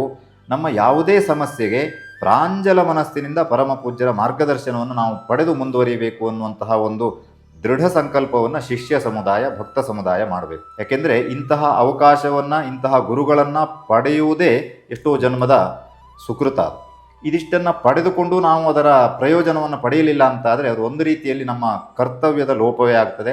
ಎಲ್ಲದಕ್ಕಿಂತ ನಮ್ಮ ಶ್ರೇಯಸ್ಸಿಗೆ ಅದು ಪ್ರತಿಬಂಧಕವಾಗ್ತದೆ. ಹಾಗಾಗಿ ನಾವು ಗುರುಗಳ ಆದೇಶವನ್ನು, ಶ್ರೀಮಠದ ಎಲ್ಲ ಚಟುವಟಿಕೆಗಳನ್ನು ಸಾಕಾರಗೊಳಿಸುವತ್ತ ನಾವು ಅದನ್ನು ಪ್ರಾಮಾಣಿಕ ಪ್ರಯತ್ನದಿಂದ ಅದನ್ನು ಸ್ವೀಕರಿಸಬೇಕು ಮತ್ತು ಅದನ್ನು ಸಾಕಾರಗೊಳಿಸುವ ಪ್ರಯತ್ನ ಮಾಡಬೇಕು ಅನ್ನುವಂಥದ್ದು ಅತ್ಯಂತ ಮುಖ್ಯ. ಇದರಲ್ಲಿ ಅಂತಿಮವಾಗಿ ಒಂದು ದಿವ್ಯ ನೆನಪನ್ನು ಈ ಸಂದರ್ಭದಲ್ಲಿ ಮಾಡಿಕೊಳ್ಳೋದು ಏನಂದರೆ, ಇಂತಹ ಒಂದು ಪರಮೋಚ್ಚ ಸನ್ಯಾಸಾಶ್ರಮದ ಪರಿಪಾಲನೆ, ಜಗತ್ತಿನ ಸಮಾಜದ ಹಿತಕ್ಕೋಸ್ಕರ ಹಗಲಿರುಳು ತಮ್ಮ ಆಯಾಸವನ್ನೂ ಲೆಕ್ಕಿಸದೇನೆ ಅದನ್ನು ತಪಸ್ಸಿನೋಪಾಧಿಯಲ್ಲಿ ನಮಗೆ ತ್ಯಾಗ ಮಾಡ್ತಾ ಇರುವಂತಹ ಒಂದು ಯತಿವರೇಣ್ಯರು, ಹಾಗೂ ತಮ್ಮ ಒಂದು ಅದ್ಭುತವಾದಂತಹ ತಪೋನಿಷ್ಠೆ, ಅದ್ಭುತವಾದಂತಹ ದೇವತಾರಾಧನೆಯ ಒಂದು ಸಂಕಲ್ಪ, ಈ ಎಲ್ಲವನ್ನೂ ಇಟ್ಟುಕೊಂಡು ಸರ್ವಮುಖದಿಂದಲೂ ಪರಿಪೂರ್ಣರಾಗಿ, ನಮ್ಮಲ್ಲಿ ಒಂದು ಮಾತು ಪ್ರಸಿದ್ಧವಾಗಿದೆ, ಶಂಭೋರ್ಮೂರ್ತಿ ಚರತಿ ಭುವನೆ ಶಂಕರಾಚಾರ್ಯ ರೂಪ ಅಂತ. ಅಂದರೆ ಸಾಕ್ಷಾತ್ ಆ ಜಗದೀಶ್ವರನ ರೂಪವೇ ಶಂಕರಾಚಾರ್ಯರ ರೂಪದಲ್ಲಿ ಈ ಭೂಮಿಯನ್ನು ಸಂಚರಿಸ್ತಾ ಇದೆ ಅಂತ ಆ ಕಾಲದಲ್ಲಿ ಶಂಕರಾಚಾರ್ಯರನ್ನು ಗೌರವಿಸಿ ಭಾವಿಸುವಂತಹ ಒಂದು ಮಾತು ಅದು. ಅಷ್ಟೇ ಪ್ರಸ್ತುತವಾಗಿ ಶ್ರೀ ಶಂಕರಾಚಾರ್ಯರ ಮೂರ್ತಿ, ಶ್ರೀ ಶಂಕರಾಚಾರ್ಯರ ಆ ದಿವ್ಯತೆಯೇ ನಮ್ಮ ಶ್ರೀ ಗಂಗಾಧರೇಂದ್ರ ಸರಸ್ವತಿಗಳ ರೂಪದಲ್ಲಿ ಈ ಭೂಮಿಯನ್ನು ಸಂಚರಿಸ್ತಾ ಇದೆ, ಲೋಕವನ್ನು ಪಾವನಗೊಳಿಸ್ತಾ ಇದೆ. ಈ ಒಂದು ಅದ್ಭುತ ದಿವ್ಯತೆಯನ್ನು ನಾವು ಮನಸ್ಸಿಗೆ ತಂದುಕೊಂಡು ಶ್ರೀ ಸ್ವರ್ಣವಲ್ಲಿ ಗುರು ಪರಂಪರೆಯನ್ನು ಗೌರವಿಸಬೇಕು, ಆರಾಧಿಸಬೇಕು, ಆಶ್ರಯಿಸಬೇಕು. ನಮಗೆಲ್ಲ ಶ್ರೀರಕ್ಷೆ ಶ್ರೀ ಸ್ವರ್ಣವಲ್ಲಿ ಗುರುಪೀಠ. ಹಾಗಾಗಿ ಇಲ್ಲಿಂದ ಬರುವಂತಹ ಪ್ರತಿಯೊಂದು ಮಾರ್ಗದರ್ಶನ, ಆದೇಶ, ಆಶೀರ್ವಾದ ಎಲ್ಲವನ್ನೂ ನಾವು ಭಕ್ತಿ ಶ್ರದ್ಧಾಪೂರ್ವಕವಾಗಿ ಶಿರಸ ಧರಿಸಿ ಪರಮ ಪೂಜ್ಯ ಶ್ರೀ ಗುರುಗಳ ಹಾಗೂ ಶ್ರೀ ಗುರುಗಳ ದಿವ್ಯ ಹಸ್ತಗಳಿಂದ ಆರಾಧಿಸಲ್ಪಡ್ತಾ ಇರುವಂತಹ ಶ್ರೀ ಸ್ವರ್ಣವಲ್ಲಿಯ ಆರಾಧ್ಯ ದೇವತೆಗಳ ಪೂರ್ಣ ಕೃಪೆಗೆ ನಾವು ಪಾತ್ರರಾಗುವ ಮೂಲಕ ನಮ್ಮ ಜೀವನವನ್ನು ನಾವು ಉಜ್ಜೀವನಗೊಳಿಸಿಕೊಳ್ಳೋಣ ಎನ್ನುವಂತಹ ಒಂದು ಪ್ರಾರ್ಥನೆಯೊಂದಿಗೆ ನನ್ನ ಈ ಮಾತನ್ನು ಇಲ್ಲಿಗೆ ಮುಕ್ತಾಯ ಮಾಡ್ತೇನೆ. ಮಹಾಬಲೇಶ್ವರ ಭಟ್ರೆ, ಇಲ್ಲಿಯವರೆಗೆ ಶ್ರೀಮಠದ ಪರಂಪರೆ, ಇತಿಹಾಸ ಹಾಗೂ ಇಲ್ಲಿನ ವಿಶೇಷ ಒಂದು ಆಚರಣೆಗಳು, ಒಂದು ಭಕ್ತರ ಪಾತ್ರ ಹೇಗಿರಬೇಕು, ಇದನ್ನೆಲ್ಲ ನಮಗೆ ಸಂಪೂರ್ಣವಾಗಿ ತಿಳಿಸ್ಕೊಟ್ಟಿದ್ದಕ್ಕೆ ಪ್ರದಕ್ಷಿಣ ಒಂದು ಯೂಟ್ಯೂಬ್ ಚಾನಲ್ ಮುಖಾಂತರ ನಿಮಗೆ ತುಂಬ ಧನ್ಯವಾದವನ್ನು ಹೇಳ್ತಾ ಇದ್ದೇನೆ. ಇಂತಹ ಒಂದು ಅವಕಾಶವನ್ನು ಪಡೆದ ನಾನು ಕೂಡ ತಮಗೆ ಧನ್ಯವಾದವನ್ನು ಅರ್ಪಿಸ್ತೇನೆ.